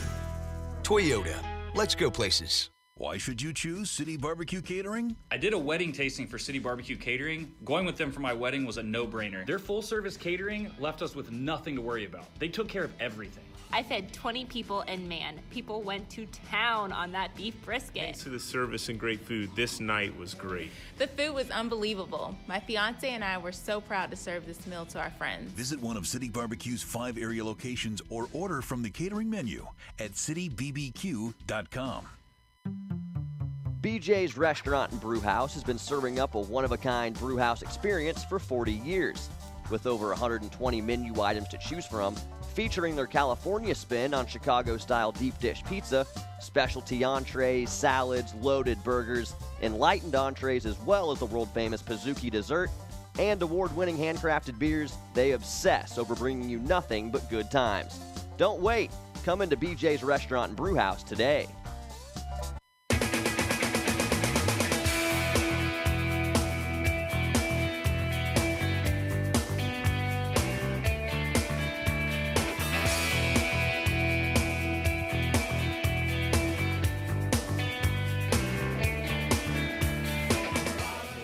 It's Mario Samuel out of the bullpen for the Joliet Slammers as they try to mitigate this damage and really just minimize what the Freedom are doing right now at the plate as they are on an absolute tear. It's 6-4. Freedom have plated 4 runs in this inning, and they're still threatening with nobody out, Aaron. Runner on second base, and Connor Crane, the middle of this order, coming up. That's how you build big innings, doing all this without surrendering even one of your 3 outs. Just monstrous. First pitch from Samuel, the lefty. Misses outside, 1 ball and no strikes. I mentioned there's nobody out. It's Crane, Mercurio, and Bernard due up.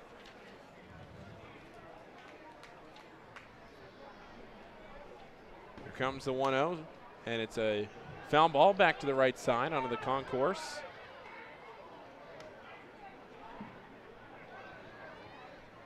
Samuel with the second best ERA on the Slammers, 2.4 in 29 games. Over 45 innings, he's only allowed 12 earned runs, 16 total. 1-1 pitch now to Crane, the righty. Facing the lefty, and Crane fights it to the backstop. Ball and 2 strikes. Don't look now, but Zach Spivey getting some good runs of support today. 6 runs here, and the Freedom have the 6th inning at bat yet. All 3 outs to play with here in the 5th, and hopefully they won't need that at bat in the 7th. But far and away, the most support Spivey's gotten in any one start this season, and it came at a good time. Here's the 1-2. Fly ball into right field. Again, Crane has to battle the sun, and he sees it bounce in front of him. Around third comes Ramirez Jr. Throw to the plate. Not in time. An RBI single for Connor Crane, and the Freedom extend their lead to 3. It's 7-4. All sorts of smiles and excitement in that Freedom first base dugout. Still got 1 more game to play, but this is the kind of performance that will really propel that team into the nightcap tonight. Obviously, there's still some ground to be covered, some outs still to find on the Joliet Slammers side once they come back to the plate. But can't say enough about the fight from the Freedom today. The Slammers made it clear early. They were going to be along for the ride. They were going to be coming out aggressive, and they've had some good success, but the Freedom doing a lot to steal their will here in the 5th. It's Andre Mercurio, left on left matchup. There goes the runner Crane. No throw to second, a stolen base. The pitch was low and away. The Freedom have another runner in scoring position. As they say, Aaron, the line is moving. The line is certainly moving. Connor Crane was not going to get thrown out on that one. Good decision to put it in the back pocket by Peyton Isaacson. Last thing they need is that throw to end up in center field, and everybody touches an extra base. Crane's so adept at stealing bags, not just... Fastball up, pops out of the glove of Peyton Isaacson, but he catches it again before it hits the ground. It keeps Crane at second, but forces the count into 2 balls and no strikes. But not just at stealing the bases, but also not getting thrown out. The guy has stolen now 15 bags in 2019 on 18 chances.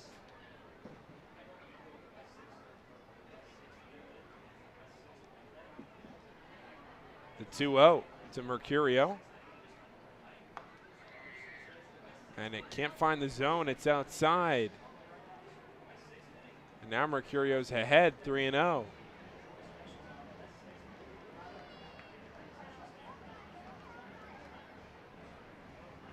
Bernard on deck, Taylor Bryant to follow. Freedom on a roll right now, still nobody out in the bottom of the 5th. They've plated 5. There's a fastball that splits the heart of the plate, 3-1. Mercurio tonight 0 for 2, fly out and a line out. He mentioned in his last at-bat some tough luck lineouts there.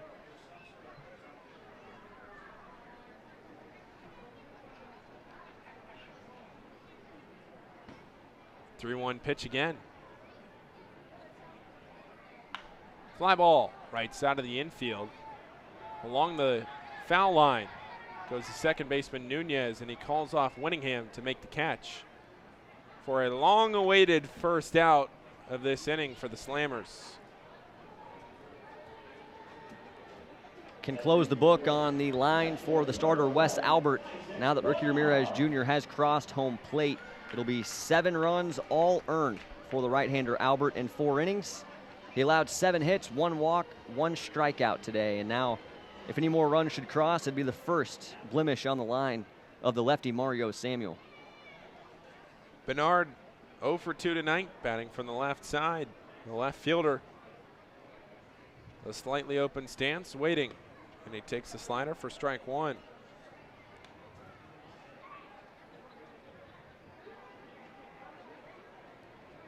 Well, Aaron, we talked at length about waiting for the Freedom to explode in an inning, and it certainly happened here in the 5th.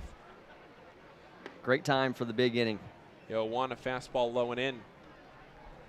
Haven't always gotten that. The Freedom have been one of the more prolific run-scoring teams, as the league rankings will indicate. There's only one team in the league that has scored more runs. That's River City. But it hasn't always been with the big explosive frames. It's been the consistent 1s and 2s. 1-1, low and away with another slider. Can't really locate that pitch right now.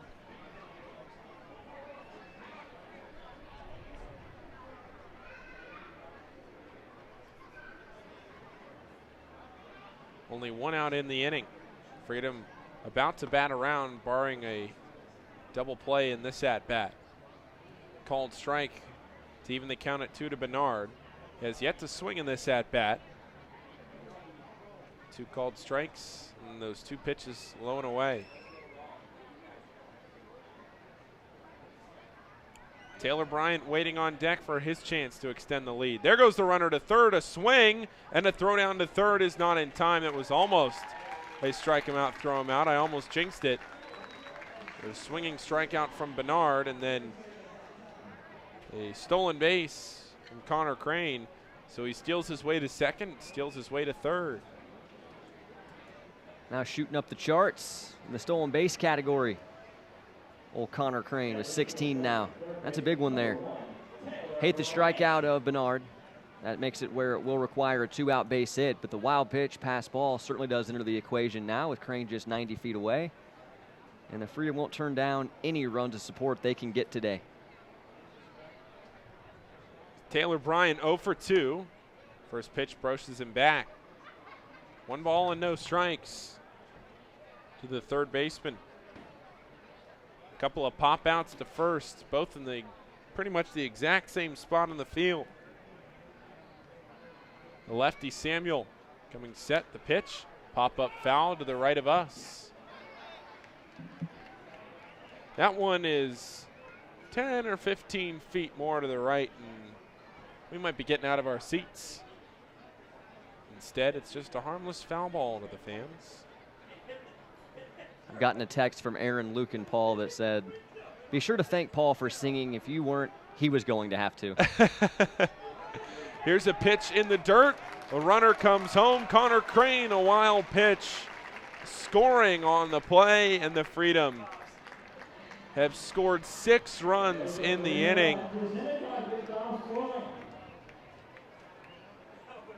Well, now you can officially say that it feels like a day that just belongs to the Freedom. They get Connor Crane to swipe third base, even mentioned it. Now the pass ball, wild pitch enters the equation. What do we get a couple pitches later? The wild pitch. Now everybody that reached has scored.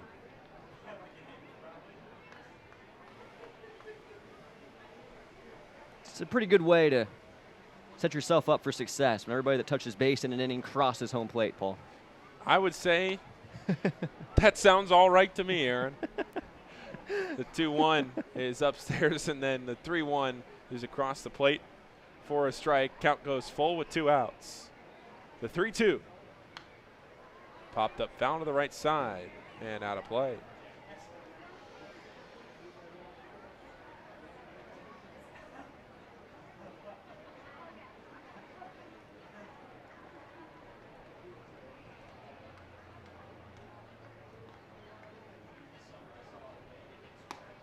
And a fastball across the outer half is a called strike 3. Bryant not happy, slams his helmet down. But that's how the 5th finally comes to an end. Freedom scores 6 runs. They now lead it by 4, 8-4 on the Freedom Broadcasting Network. At Mount St. Joseph University, we inspire students to think beyond the classroom and redraw the bounds of what's possible for their future. Students are prepared for what it takes to succeed in their careers and in life. Nearly 99% of those who earn a degree from the Mount are employed, going to grad school, or volunteering within 6 months of graduating. This reflects the career certainty that comes from an education at the Mount. Connect with us today by visiting msj.edu. Nothing like Chick-fil-A Chicken Minis to start my day off, right? The food is always hot and served with a smile. I love Chick-fil-A breakfast, served daily until 10:30 a.m. I spend my mornings at Chick-fil-A and my nights with the Florence Freedom for the perfect summer day. Let freedom ring. Chick-fil-A Fort Wright, Houston Road, and Mall Road are proud to sponsor Florence Freedom Baseball this season. So come on in today. Quit stalling. Looking for a career change? Opportunities knocking. Beckfield College can guide you into a career direction including healthcare, nursing. You can even get your business degree. Call Beckfield today and train to get the skills you need to be a medical assistant, LPN, RN, BSN, or get on the path to a business career. Opportunity is knocking. Classes start soon. Get to beckfield.edu or call 866-961-9393. That's 866-961-9393.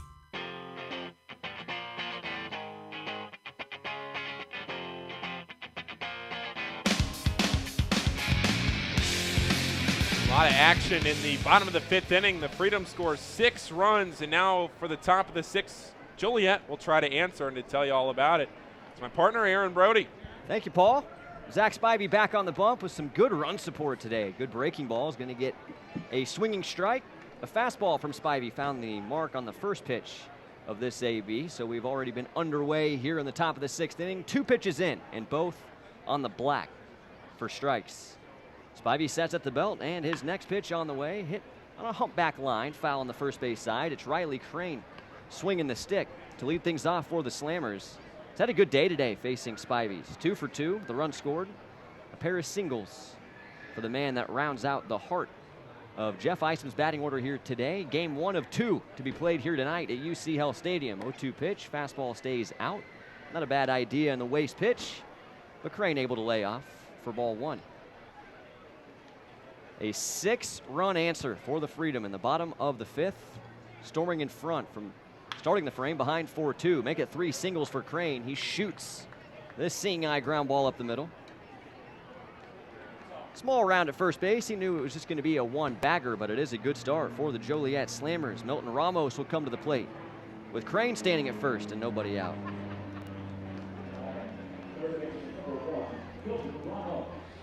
Ramos 1 for 2 with an RBI double. Joliet has staggered some runs today, scored 1 in their first at-bat to take an early lead. 2 in the fourth, and then added to their lead at 4-2 with a solo homer from Oliver Nunez in the fifth before the big eruption from the Freedom. Fastball is on the inside corner for a called strike 1 to Ramos.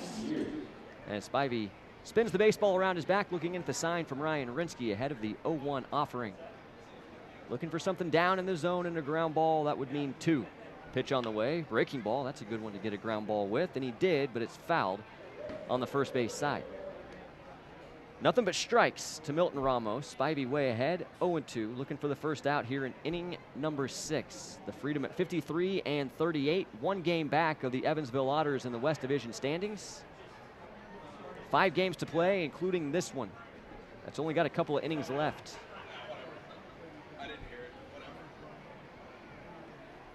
Spivey sets in his 0-2 pitch. Sliders buried in the turf, bodied up perfectly behind the plate by Rinsky. Count will be 1-2. If the season was to end today, the Freedom would be taking on the Lake Erie Crushers in the first round of the Frontier League playoffs, hosting game 1 and 2 here in Florence as the 3rd seed and first wild card. 1-2. Tapped foul on the third base side. Crane taking off on the pitch, but will retreat back to first. As the count remains 1-2 with Ramos. Right now, it's the River City Rascals.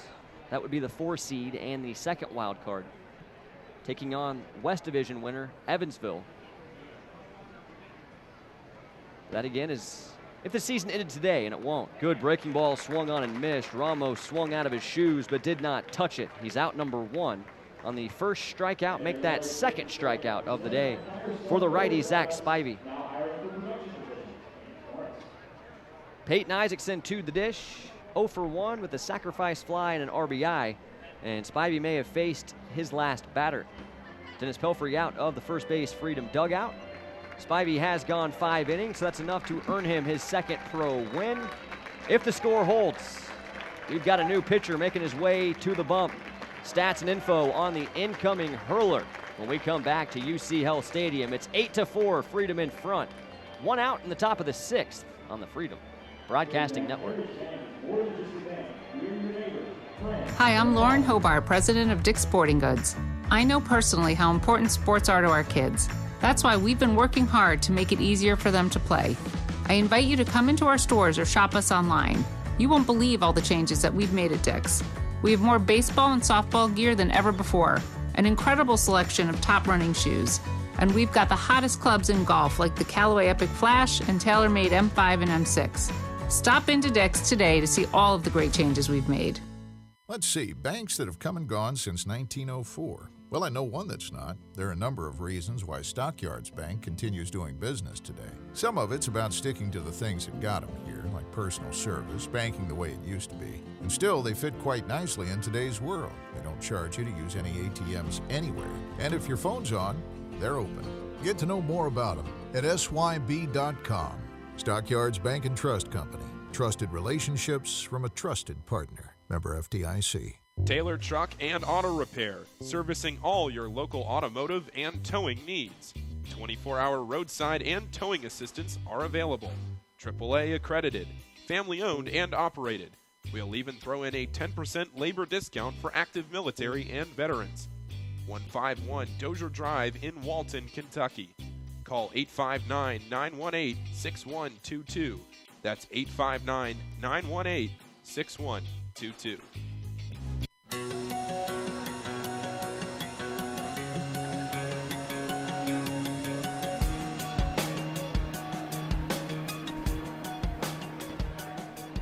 Back in a Freedom uniform for the 2nd time in 3 seasons. The next hurler to toe the slab after righty Zach Spivey steps aside, Jamal Wilson, who will get set to face the 7, 8, 9 hitters, Isaacson, Roche, and Meadows, should the inning get that far. There is 1 out, top 6.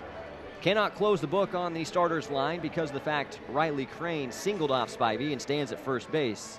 That run will be attached to the starter. What we can tell you is Spivey went 5 1/3, scattered 10 hits, did not walk anybody, and struck out 2. The Freedom leading this game 8-4 over the Joliet Slammers. Game 1 of 3 in the series and 2 today here at UC Health Stadium. Just a 7-inning affair, and one more of those on tap roughly 30 minutes after the final out is recorded here in the opener. It's been a back and forth game, but the Freedom doing a lot in the 5th to make sure it's no longer back and forth the rest of the way. Batted around in a 6-run inning to take this 8-4 lead. First pitch swinging and a good cut. Sends a screaming liner back to the backstop. Isaacson had the timing, but falls behind 0-1. Wilson has been a bit of a revelation for a Freedom bullpen that could surely use some pop. He's provided it. Has not allowed an earned run in his first 2 appearances. Crane takes off for second. Rinsky through the chute. Throw to second. It's a tad on the right field side, and sliding in safely will be Crane with the stolen base. It's amazing how quickly Wobrock got that glove down to the place to tag. I didn't think that'd even be close, but Wobrock threw that glove down there. Quite the athlete. The Freedom have it short and have enjoyed having it short since 2017. Fastball's a hair inside. 2 balls and a strike on the catcher, Isaacson. Got an RBI on the sacrifice fly back in the 4th today. Got his first 2 pro homers against the Freedom in an earlier series in Joliet. Fastball nearly hit him as Wilson falls behind 3-1. Here's some more of the numbers for Wilson. He has spanned 3 1/3 innings. It's the strikeouts that stand out. 8 whiffs to 2 walks in those 3 1/3. He's got a power arm. He has not allowed so much as a base hit yet. 3-1 pitch, broken bat, slow roller on the first base side. It will twist foul. Scooped up on the forehand by Connor Crane, who throws it into the 7th row for a souvenir.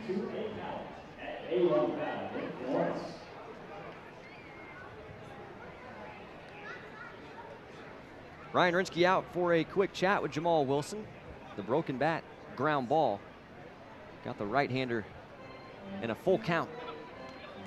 The Joliet Slammers catcher, who's got new lumber and makes his way back to that left-handed batter's box. 1 out. Riley Crane standing at second after his single and stolen base. No relation on the Freedom Crane, but both the Cranes showing their ability to steal bases today. Connor Crane with 2, Riley Crane with the first and only for the Slammers. Payoff pitch, fastball's outside. And it will be a walk for Isaacson. For the optimistic mind, it does set up the conventional ground ball double play. Runners now at first and second as Jimmy Roche steps in. There's a joke in there somewhere about the Cranes, but I just can't find it right now. I'll give you a little more time to noodle on it. We're right up against the first pitch of the at-bat, so you got a second. Wilson goes fastball. Roche was ready for it, but he didn't get enough and sends it out of play on the first base side for strike 1. There's a cornhole board down there on the concourse level. A foul ball almost went straight through the cornhole. That'd be 10 points. You call it cornhole or bags? I call it cornhole. Okay, good. Who says bags? That's 0-1 paints the black. Thank you. I mean, that's what you use to play the game. Well, let's go play bags. That's just lazy. Thanks. Counts 0-2 on the Slammer left fielder. It's a World Series of cornhole, not the World Series of bags. Seriously. It's day 1 stuff. 0-2 looked pretty good, but was above the belt, says home plate umpire Mike Martin. So the count will be 1-2. It's the 8 spot in the box right now for Joliet. Chaz Meadows waiting on deck in the 9 hole. Don't overlook that guy. He was an all-star. And Chaz Meadows. 1-2, good slider, swung on and missed. 2 outs in the inning, both on strikeouts. And it will be Chaz Meadows to the plate with the Slammers down to their final out in the top of the 6th.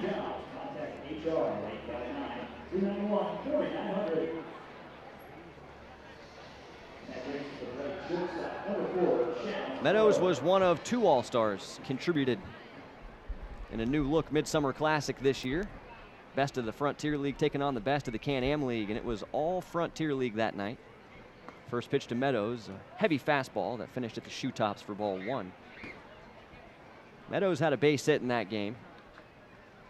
And the man in their pitching staff, Daniel Osby, made an appearance on the bump.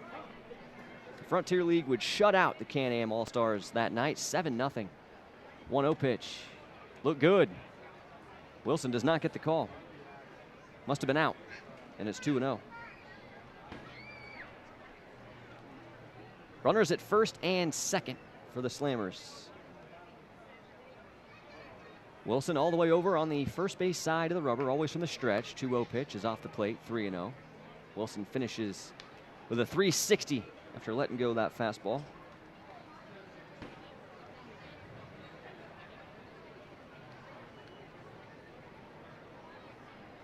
Despite the fact the Slammers are trailing by 4. They've got 10 hits. They have out-hit the Freedom in this game. 3-0, splits the plate. 3 balls and a strike to Meadows. That was one of the things I noticed in the game notes before the game. Freedom are only 17-30 when they have been out-hit by their opponent. Right now, they're on pace, at least, to improve that margin by 1 game. It's weird how those little statistics have meant everything to the Freedom this season. 3-1 pitch. That will be a strike on the outside corner, going back to the trusty fastball. And now a payoff pitch will be upcoming. But you mentioned when the Freedom are out hit, how lopsided it is in the win-loss column versus when they out hit opponents, 31-6. It's also been important when the Freedom score first in games, 36-10 versus 17-28 when the opposition does. Fastball's a hair above the belt. It was right down Broadway, but it's called ball 4, and the bases will be loaded. So Wilson has come in and walked 1, struck out 1, then walked another. So the Slammers are trying to mount a rally, though there are 2 outs. And Freedom pitching coach Brian White, a slow walk out as a man starts to loosen up. It looks like Carl Craigie, Freedom closer, starting to toss. And B. White might just be out there buying some time for the closer to get ready. The Freedom know it's all about just filing away wins at this point. They haven't clinched anything, but they are in the driver's seat to make the postseason. But leading by 4 runs in the late stages, certainly appears Carl Craigie is going to pitch in this game, and he just might come in here in the 6th should Wilson run into more trouble. It's back to the top of the order in Clayton Harp. He's 1 for 3 today.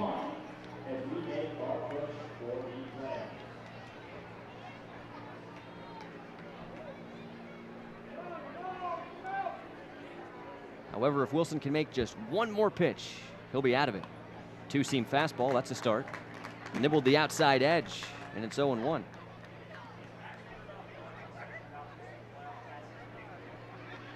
Freedom have been efficient with their hits today as opposed to the Slammers, Aaron. That's been the difference, even though they have been out-hit. No doubt. Fastball stayed inside. Count evens up 1-1. 8 runs on those 8 hits, but they've been well-timed and well-placed. Whereas with Joliet, they've just sort of been scattered. A single here, a single there, but then somebody thrown out, unable to do much with it. 1-1 missed in as well. 2 balls and a strike to Harp. Looks like the slider from Wilson broke too far.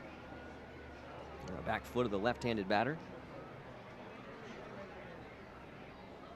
Yep, it's not always about how many hits, it's about when did you get your hits. 2-1 pitch, line deep into left field. Isaac Bernard has a beat on this one though, and he'll make the catch. So Jamal Wilson did struggle with some command, put a couple of guys on base, but ultimately he pitches around it, and it's a goose egg for the Joliet Slammers in their side of the 6th. Florence back to the plate, trying to add to a 4-run cushion. Score 8-4 at UC Health Stadium. Keep it locked on the Freedom Broadcasting Network.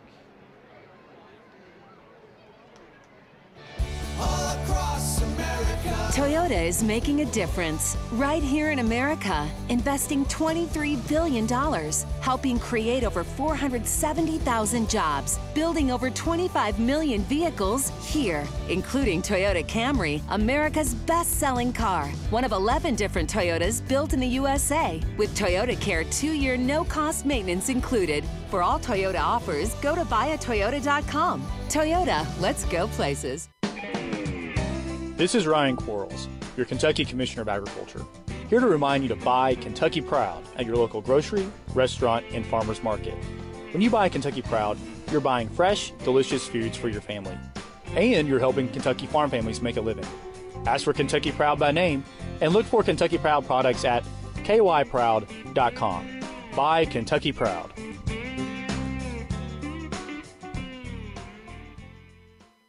White Castle asks, do you like deals? Do you like cheesy sliders? Well, how about deals and cheesy sliders?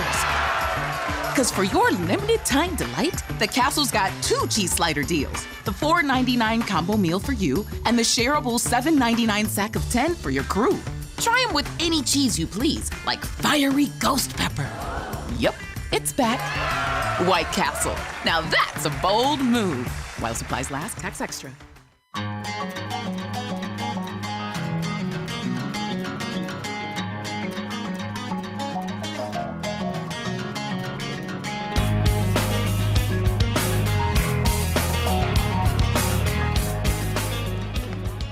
We go to the bottom of the 6th. The Freedom will send their 7, 8, 9 hitters to the plate, and no better place to start for the 3rd time in this game and in all 3 at-bats.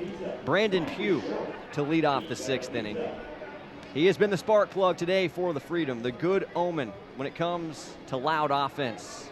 Pugh started the 3rd inning with a bunt single. That was the first Freedom hit, turning into the first Freedom base runner back in the 3rd. He would move to 3rd base on a double from Austin Wobrock before Ryan Rinsky and Luis Pintor came up with back-to-back RBIs. On a 6-3 ground out and a sacrifice fly, and then in inning number 5, Pugh again leading off, a solo homer, his 2nd of the year. Off Slammers starter Wes Albert. Helped open the floodgates to what would be all 9 men coming to the plate in a 6-run inning that gave the Freedom an 8-4 lead that they still hold on to. Brandon Pugh back in the box, and he'll be facing a new pitcher here in the bottom of the 6th. First pitch, a fastball on the outside black. It's a strike. Mitch McIntyre, the righty on the bump for the Slammers, replacing Mario Samuel, who came in to get all 3 outs in the 5th. Second pitch, a fastball that's just outside for ball 1. Pugh in a 1-1 count. McIntyre, a tall drink of water out there, 6'3", 190. Thought he was going to be taller than that, to be honest. Stats never lie. 0-1's fouled back to the screen. Quickly 0-2 to Pugh. 1-2 is the count.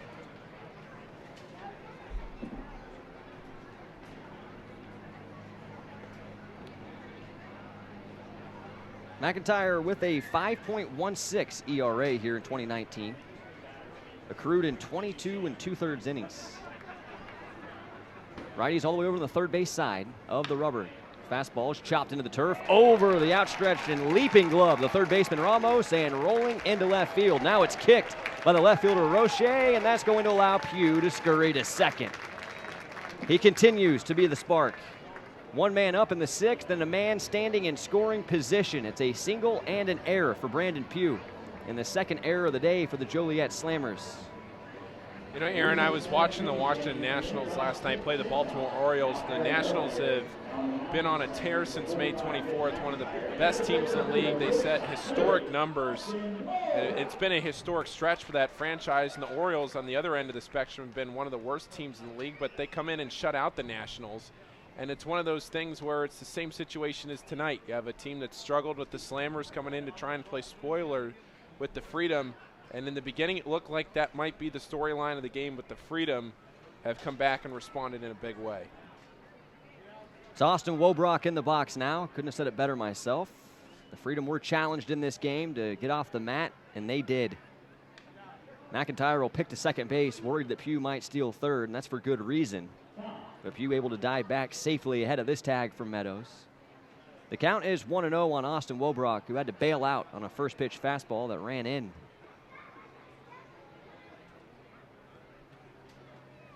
.0 is going to be a called strike at the knees. More on the numbers for McIntyre. 14 strikeouts to 11 walks in those 22 2/3 innings. This is his 16th appearance. They've all been in relief. Opponents hitting .262 off the righty. Daylight moved to second. They're looking for Pugh again. Ball gets away. Pugh's going to try to sprint to third base. Meadows has it at short, and he will not make the throw to third base. Brandon runs too well. Speed kills, and Pugh's now standing 90 feet away from home plate with nobody out. That's going to be another error. 2 in the inning now, helping the Freedom on their quest to another insurance run ahead of the 7th and final frame tonight. Should the score hold, a doubleheader around the Frontier League, unless it's a day-night doubleheader, will always feature a pair of 7-inning games, and that's what's on tap here in Florence. Count is 1 ball and 1 strike on Wobrock. Infield in across the diamond for the Slammers. McIntyre gets the sign and sets above the belt. 1-1 delivery.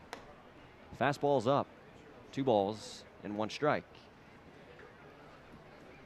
McIntyre out of Wichita, Kansas. That's where I was born, for those keeping track at home. Really? Last in the Arizona Brewers organization. Line drive to right field off the bat of Wobrock. Riley Crane undercut it, and he got burned. The ball is going to one-hop off the wall. Brandon Pugh will score easily, and coasting into second with a stand-up double, his second double of the day. That Freedom shortstop, Austin Wobrock. Another great piece of hitting. Can't understate what he does with the bat. He keeps the Freedom in business here and puts them up, as I like to say, into a 2-possession game. Can't tie with a grand slam. Perfect time for a reference like that. We are closing in on football season. You amped about the Redskins' chances this year? That's not exactly one way to put it. Although I would say I'm more of a Bengals fan than a Redskins fan. Oh, come on now. That's not any better. No. Breaking balls down and away for ball 1. It's to not. Ryan Rinsky. It's not. 6 and 1, half a dozen of another. That's really quite a horror story for Redskins fan. No, I can't stand watching the Redskins. They lose too much. I'm going to root for the Bengals.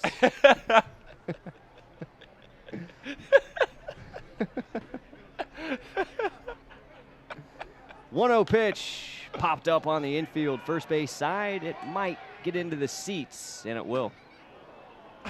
Count will be 1-1 to Ryan Rinsky. I'm risking alienating our Freedom fans out there who are probably Bengals fans, but I feel for Bengals Nation. I grew up in Cincinnati. All my friends are diehard fans, and every year you got to talk them off the ledge. Yeah. It's just brutal.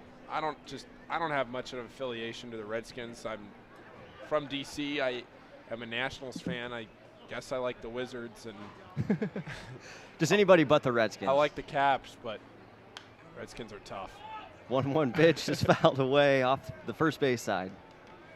Well, good. I'm glad to hear that. As a Cowboys fan, I wouldn't have appreciated you being a Redskins fan. It might have kept you from being my number 2 broadcaster last year. Oh, no. No, you actually had to remind me that you don't really root for him. I would have figured being the D.C. guy. I remember in my interview when I saw it, and you saw I was from D.C., that was one of the first things you asked. I'm sure it was. 1-2 is spiked in the turf, and now bouncing towards the Freedom first base dugout. Wobrock's already got third base. Now he is rounding third.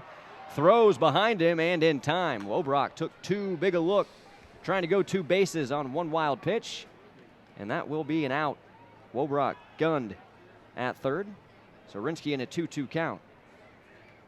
Now 1 out.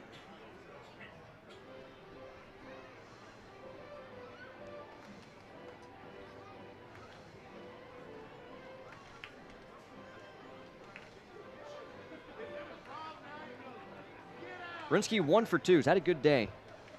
Even his ground out was productive. That's when he got his RBI. Singled his last time up and took third base on a 2-base error and right by Riley Crane. 2-2 pitch. Breaking ball just above the belt. Nobody knows the zone better than the catcher, Ryan Rinsky, who laid off and lives to tell the tale. A payoff pitch will be upcoming from McIntyre. Here it comes. Low and in. Ball 4 to Rinsky and back to the top of the order. And again, only with 1 out.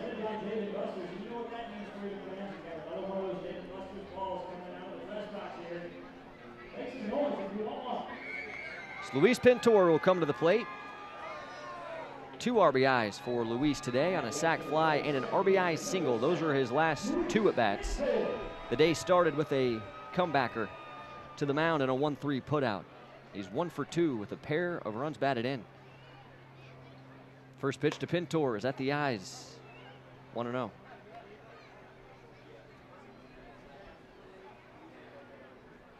Now the Freedom have evened it up in the hits category, 10 apiece. And yet it still feels like it's been a pretty quick moving game. Pintor turns and burns on an inside fastball. It was too far in front. Lines it foul on the grassy berm down the line and left. His count evened, 1-1. Do they still do the kids run here? The bases? Well, where they go from left field to right field. Haven't seen it. I do see Y'all-Star out there, though. You were asking about the mascot. He's out there. Oh, there he is. Doing his thing. 1-1 pitch, an enticing slider. Pintor started to go, and did he is the question. No, he did not. I'm trying to remember what they called that last year, the Stampede, where they had all the kids gather around down there and then they'd run across the outfield. Remember that? Oh, the in-between innings yeah. promotion. Yeah. You know, we might. I'm not going to be accused of being the most observant when we're in between innings. Face is usually in the book. Breaking balls again. Check swing. And this time, Pintor did offer. 2 balls and 2 strikes. I can tell you unequivocally that they're still doing the underwear race. Oh, perfect. That's always can't miss. The eyeball race as well. But I don't think I've seen the Stampede this year. But again, it could just be the minute and a half between innings, getting the book corrected, tweeting, all of that stuff. Fastball runs in to Pintor. All those millennials that need to get their information on Twitter. Right. Keeping us out of those promotions. And trying to lure in every pair of listening ears that we possibly can. Team worth listening to. Broadcaster perhaps not. Payoff. Chopper to short. It's going to be cut off by the third baseman, Ramos. He'll send the hose to first in time. Pintor is gunned. Rinsky does move up 90 feet on the high chopper. He stands at second base with 2 outs.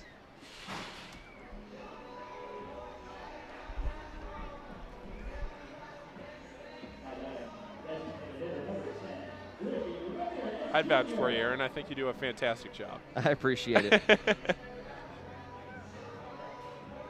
Not too many comments lighting up on the Mixler chat, so I really appreciate that, Paul.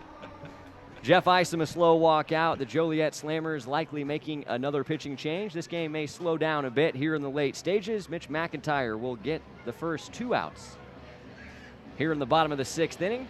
But as the score now is 9-4. Another change is necessary, a 5-run game.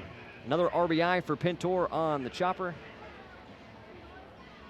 And we'll step aside. Stats and info on the incoming hurler for the Slammers. Next on the Freedom Broadcasting Network.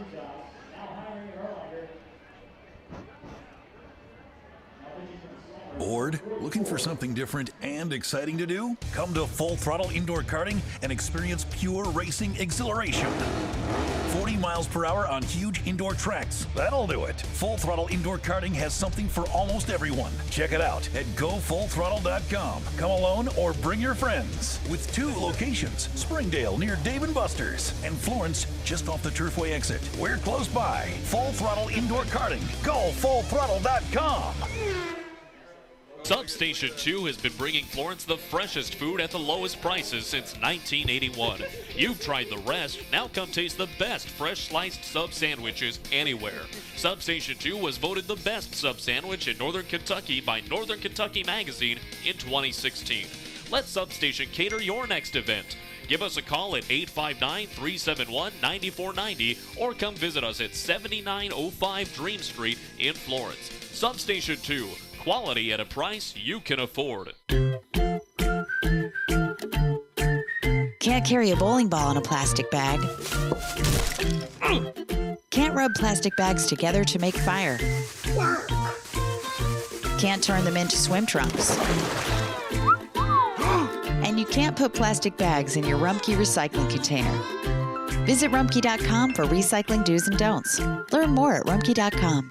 Make your recycling count. Rumpke.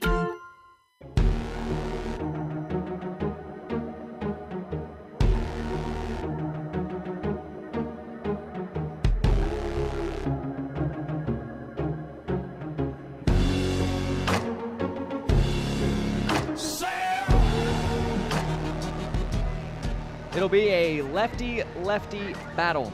New pitcher for Jeff Isom Slammers is the southpaw Nathan Schneiderman. He'll square off with Ricky Ramirez Jr. 2 outs, Freedom in front 9-4. In the bottom of the 6th inning, just playing 7. As this is game 1 of 2 here tonight at UC Health Stadium.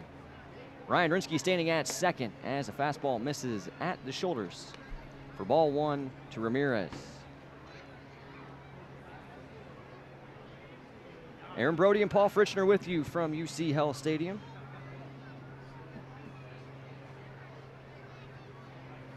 Lefty deals the 1-0, finds the inside edge. 1 ball and 1 strike. An 8.10 ERA for this southpaw. But he's a newcomer, just his 5th appearance. He's logged all of 3 1/3 innings, and opponents are hitting .308. Not off to a great start with the Slammers as the 1-1 will cross at the knees on the outside corner for strike 2 to Ramirez. 1 ball and 2 strikes, 2 outs. Rinsky at second in a 5-run game. Freedom lead. Lefty's on the third base side of the rubber looking in for the sign. Sets just above the belt, takes a deep breath, and a slide step. 1-2 is off the plate. Count evens 2 balls and 2 strikes.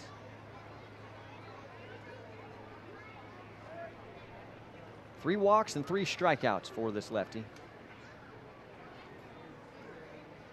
Over those first 3 1/3 innings of relief, he needs just 1 out to bring the Slammers to the plate in the 7th. Sets and fires the 2-2. Ricky got under it, popped it up, shallow and left. Chaz Meadows from short in a back pedal is camped, and he'll make the catch. And that'll do it for the Freedom in the 6th, but they do tack on 1 more. Austin Wobrock, an RBI double after a leadoff single from Brandon Pugh, and it's a 9-4 game. Florence 3 outs away from an opener victory over the Slammers with 1 more to play here in Florence. You're listening to Florence Freedom Baseball, presented by Titan Mechanical Solutions. BRG is locally owned and operated, so we take pride in our community you choose to call home. With spacious floor plans, neighborhoods that complement your lifestyle, pet-friendly communities, 24-hour emergency maintenance, the amenities are endless. Come home to BRG Apartments. With communities located in Cincinnati and Dayton, Ohio, as well as in northern Kentucky, we have something for everyone. Finding your new home is as easy as BRG. Chris Collinsworth here. Western and Southern can help you your financial needs. Start with a free, no-obligation insurance checkup. It doesn't take long, and it's a great way to find out how to protect your family's future. Talk to a financial translator today. Call our Northern Kentucky office at 859-426-3300. That's 859-426-3300 for your free, no-obligation review. Compensated endorser, Western and Southern Financial Group, Cincinnati, Ohio, R5-1307. Who did the Florence Freedom turn to when it was time to upgrade their scoreboard? Atlantic Sign Company. Through their branding expertise, innovation, and passion, Atlantic Sign Company will help you identify your business to your customers in a way that will exceed your expectations. From concept to the completion, their team will be with you every step of the way. Your sign represents you, your company, and your brand. So go where the Florence Freedom went for their scoreboard. Atlantic Sign Company.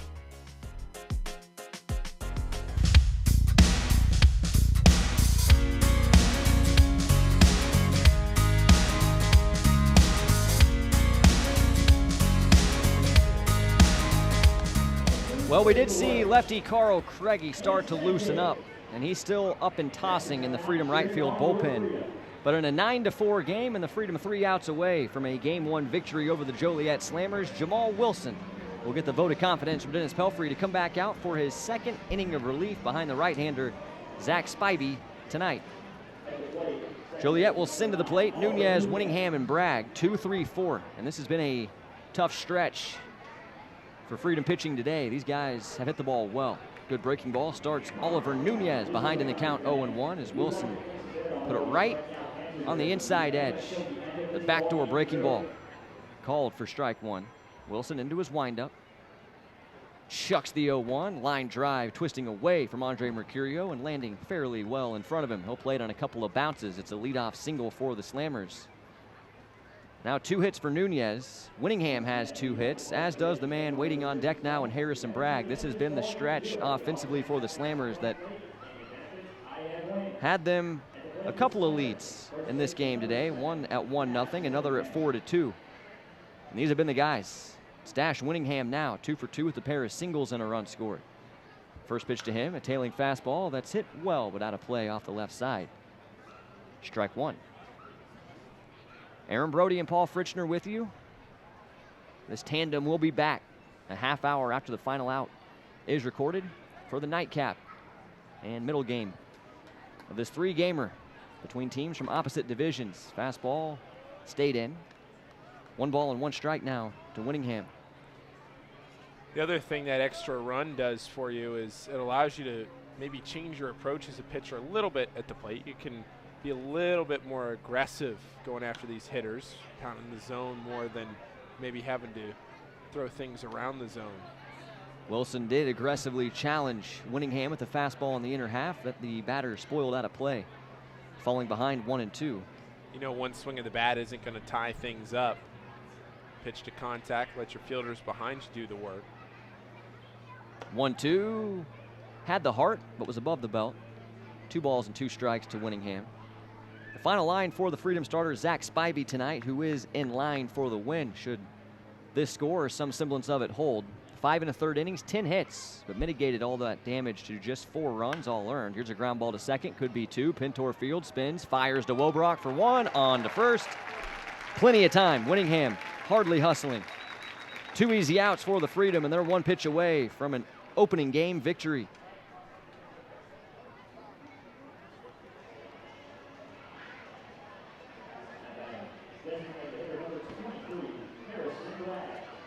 Harrison Bragg has had a great night at the plate, but with nobody on and 2 outs down to your final out, no real chance for him to cut into this lead much. First pitch to Bragg. Fastball lined over first and down in right field, a base hit. Pugh will get to it. Bragg doesn't seem to be interested in second. He's content with his 3rd single today. And that brings up a man who's got 3 singles himself, and Riley Crane with 2 outs. And no reason for Bragg to try and stretch that into a double. You get thrown out, that's the end of the game. You need base runners right now. He does represent a rather meaningless run in a 5-run affair. 9-4 the Freedom lead as Crane steps in. Wilson now having to work from the stretch with the man at first base. Offers home a breaking ball. Well spotted, outside edge, 0-1. Here is the full line for Spivey. 5 1/3, 10 hits, 4 runs, all earned. No walks, 2 strikeouts. 1 out away from sewing up his 2nd professional win. Wilson will check to first. But back in plenty of time without a tag was Bragg. It's been just Spivey and Wilson in this one on the bump for the Freedom. 0-1's fouled off, third base side. Wilson ahead of Crane, 0-2. Slammers have managed to use forearms in this 7-inning game. Wes Albert, their starter, went 4. And really, the line doesn't show as good as Albert was early in the affair. Retired the first 6 men he faced, but ended up with a tough line as the fastball runs in on Crane for ball 1. Final line for the Joliet starter, 4 innings, 7 hits, 7 runs, all earned, 1 walk and 1 strikeout. The big inning, that 6-run 5th in which 4 of those runs had crossed the plate before the first out was recorded. Loopy liner into center, that's going to get down for a base hit. Boy, the Slammers middle of their order, all having banner days at the plate in terms of multi-hit games. Runners at first and second as this one continues. But Wilson still just 1 pitch, 1 out away from a victory. Yeah, Bragg and Crane combined 7 for 8 today. The only blemish, Harrison Bragg grounded out to first base in the 5th inning. Milton Ramos, the new hitter. He'll fall behind 0-1 as Wilson got the fastball to cross on the outer black. Even Ramos has an RBI double today, but he's just 1 for 3. One of the more struggling hitters in today's opener with the Freedom. Wipeout sliders in the left-handed batter's box, 1-1.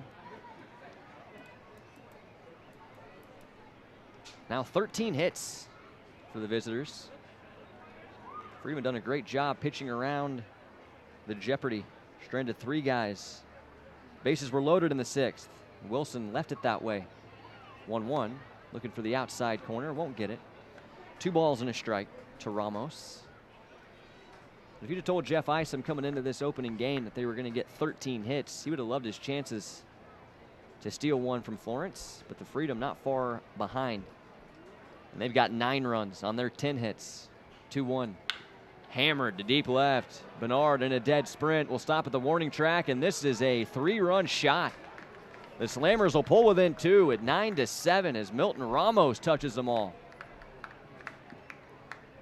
Well, a fastball left over the heart of the plate, and Milton Ramos knew exactly what to do with it. Deposited it over the second tier of fencing in left field.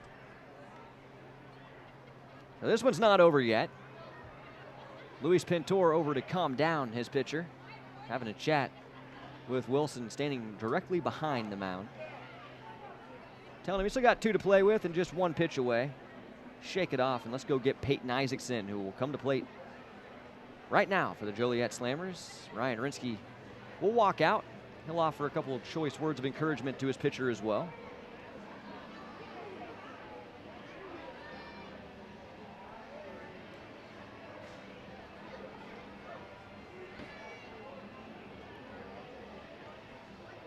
What a shot that was.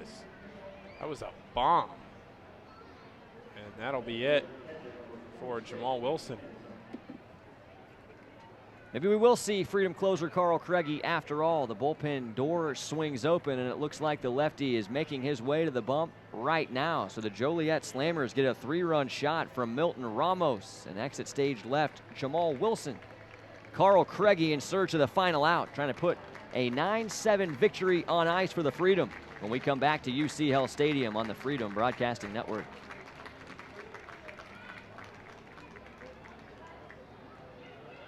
Bill Cunningham, the Great American for the Roar Insurance Agencies. Over the last many years, Alvin Roar at Roar Insurance Agency has handled all my personal and business needs. They are a large and growing national insurance business located right here in Greater Cincinnati. Call the Roar Agency today at 513-985-4200 or go to roarins.com. Call Alvin Roar. Call the Roar Agency today. At Compass Self Storage, we make it easier. We understand that storing your belongings is not a luxury, but a necessity. We're a proven self-storage leader focused on providing you with a friendly, professional, and clean place to store your items. Whether your concern is price, size, availability, or security, there is no need to look anywhere else. We provide it all. Give us a call today at any of our locations in Greater Cincinnati and Northern Kentucky, or visit our webpage at compassselfstorage.com. Mention this ad and get your first month's rent for free. Taylor Truck and Auto Repair, servicing all your local automotive and towing needs. 24-hour roadside and towing assistance are available. AAA accredited, family owned and operated.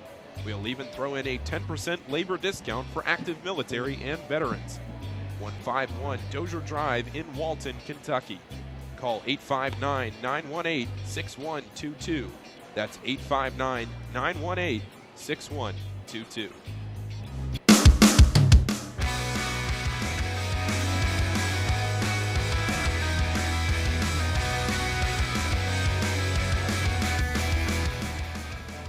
Freedom are 1 out away from a Game 1 victory over the Slammers, but they have made it interesting. They've hung a 3 spot here in the top of the 7th to make the score 9-7. Pulled within 2.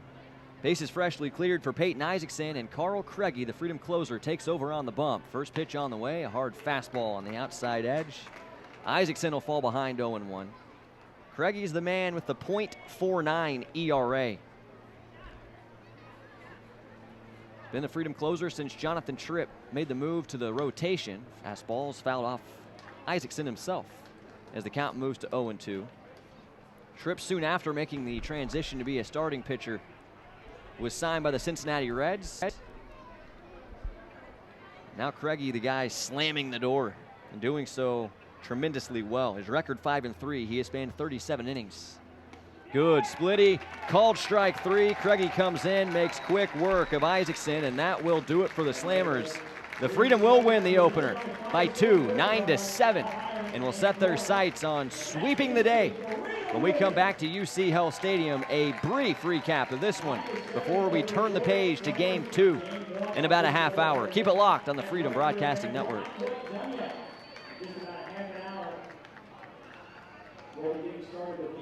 Hi, I'm Lauren Hobart, president of Dick's Sporting Goods. I know personally how important sports are to our kids. That's why we've been working hard to make it easier for them to play. I invite you to come into our stores or shop us online. You won't believe all the changes that we've made at Dick's. We have more baseball and softball gear than ever before, an incredible selection of top running shoes, and we've got the hottest clubs in golf like the Callaway Epic Flash and TaylorMade M5 and M6. Stop into Dick's today to see all of the great changes we've made. This is Ryan Quarles, your Kentucky Commissioner of Agriculture, here to remind you to buy Kentucky Proud at your local grocery, restaurant, and farmers market. When you buy Kentucky Proud, you're buying fresh, delicious foods for your family. And you're helping Kentucky farm families make a living. Ask for Kentucky Proud by name and look for Kentucky Proud products at kyproud.com. Buy Kentucky Proud. Who did the Florence Freedom turn to when it was time to upgrade their scoreboard? Atlantic Sign Company. Through their branding expertise, innovation, and passion, Atlantic Sign Company will help you identify your business to your customers in a way that will exceed your expectations. From concept to the completion, their team will be with you every step of the way. Your sign represents you, your company, and your brand. So go where the Florence Freedom went for their scoreboard. Atlantic Sign Company. Have you ever wondered what heaven tastes like? Today at the ballpark, we are giving you the opportunity to do just that. To delight your taste buds, we present Curd Town deep-fried cheese curds. These golden crispy morsels, with their gooey cheesy center, are the tasty treat that have all of the angels singing. After trying our delicious cheese curds, we can't promise you a halo, but we do guarantee a joyful stomach and a cheesy smile.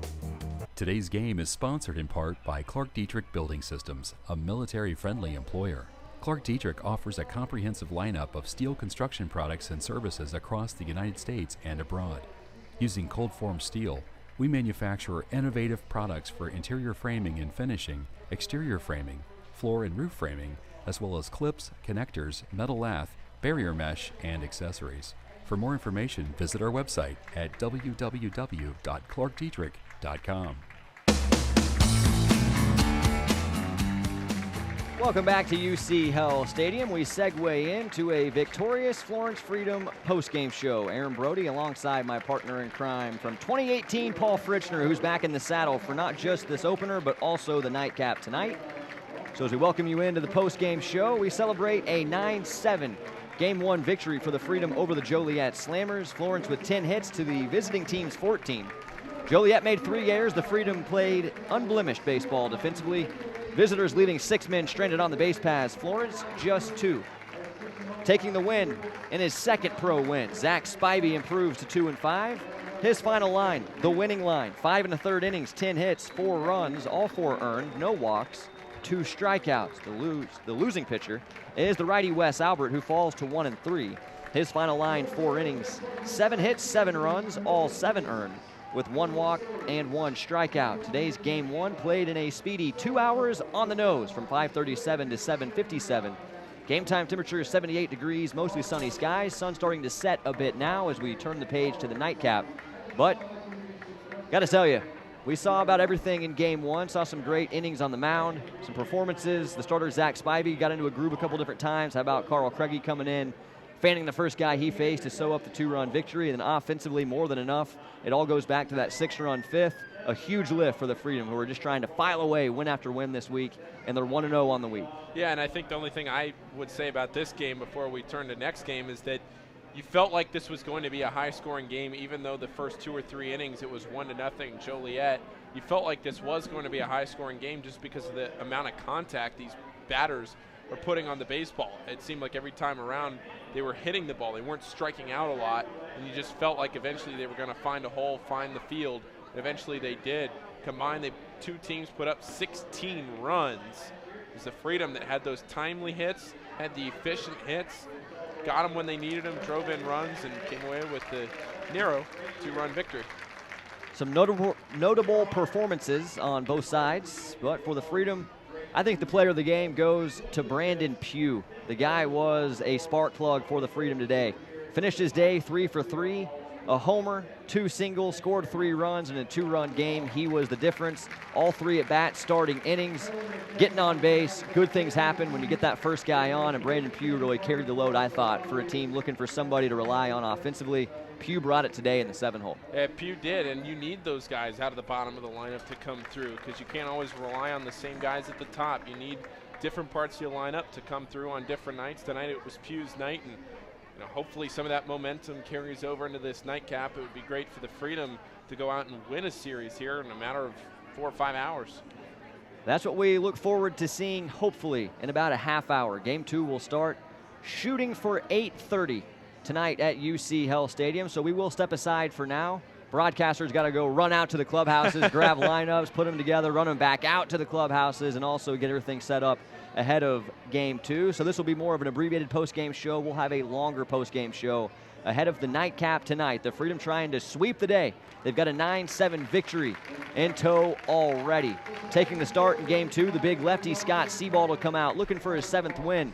The lefty is 6-1 on the season. He will be opposed by the right-hander for the Joliet Slammers, who goes by the name Keegan Long and has a 4.55 ERA to go with a 3-10 record. So the Freedom will feel like they have the edge on the rubber in game number 2. But if we saw anything, they're going to need to bring it offensively. The Slammers with 14 hits in this one, both teams totaling 24. Good day offensively. It might carry into game number 2. And hopefully a pair of victories on tap tonight on the Freedom Broadcasting Network. Back around 8:20 right here on the Freedom Broadcasting Network. Stay with us.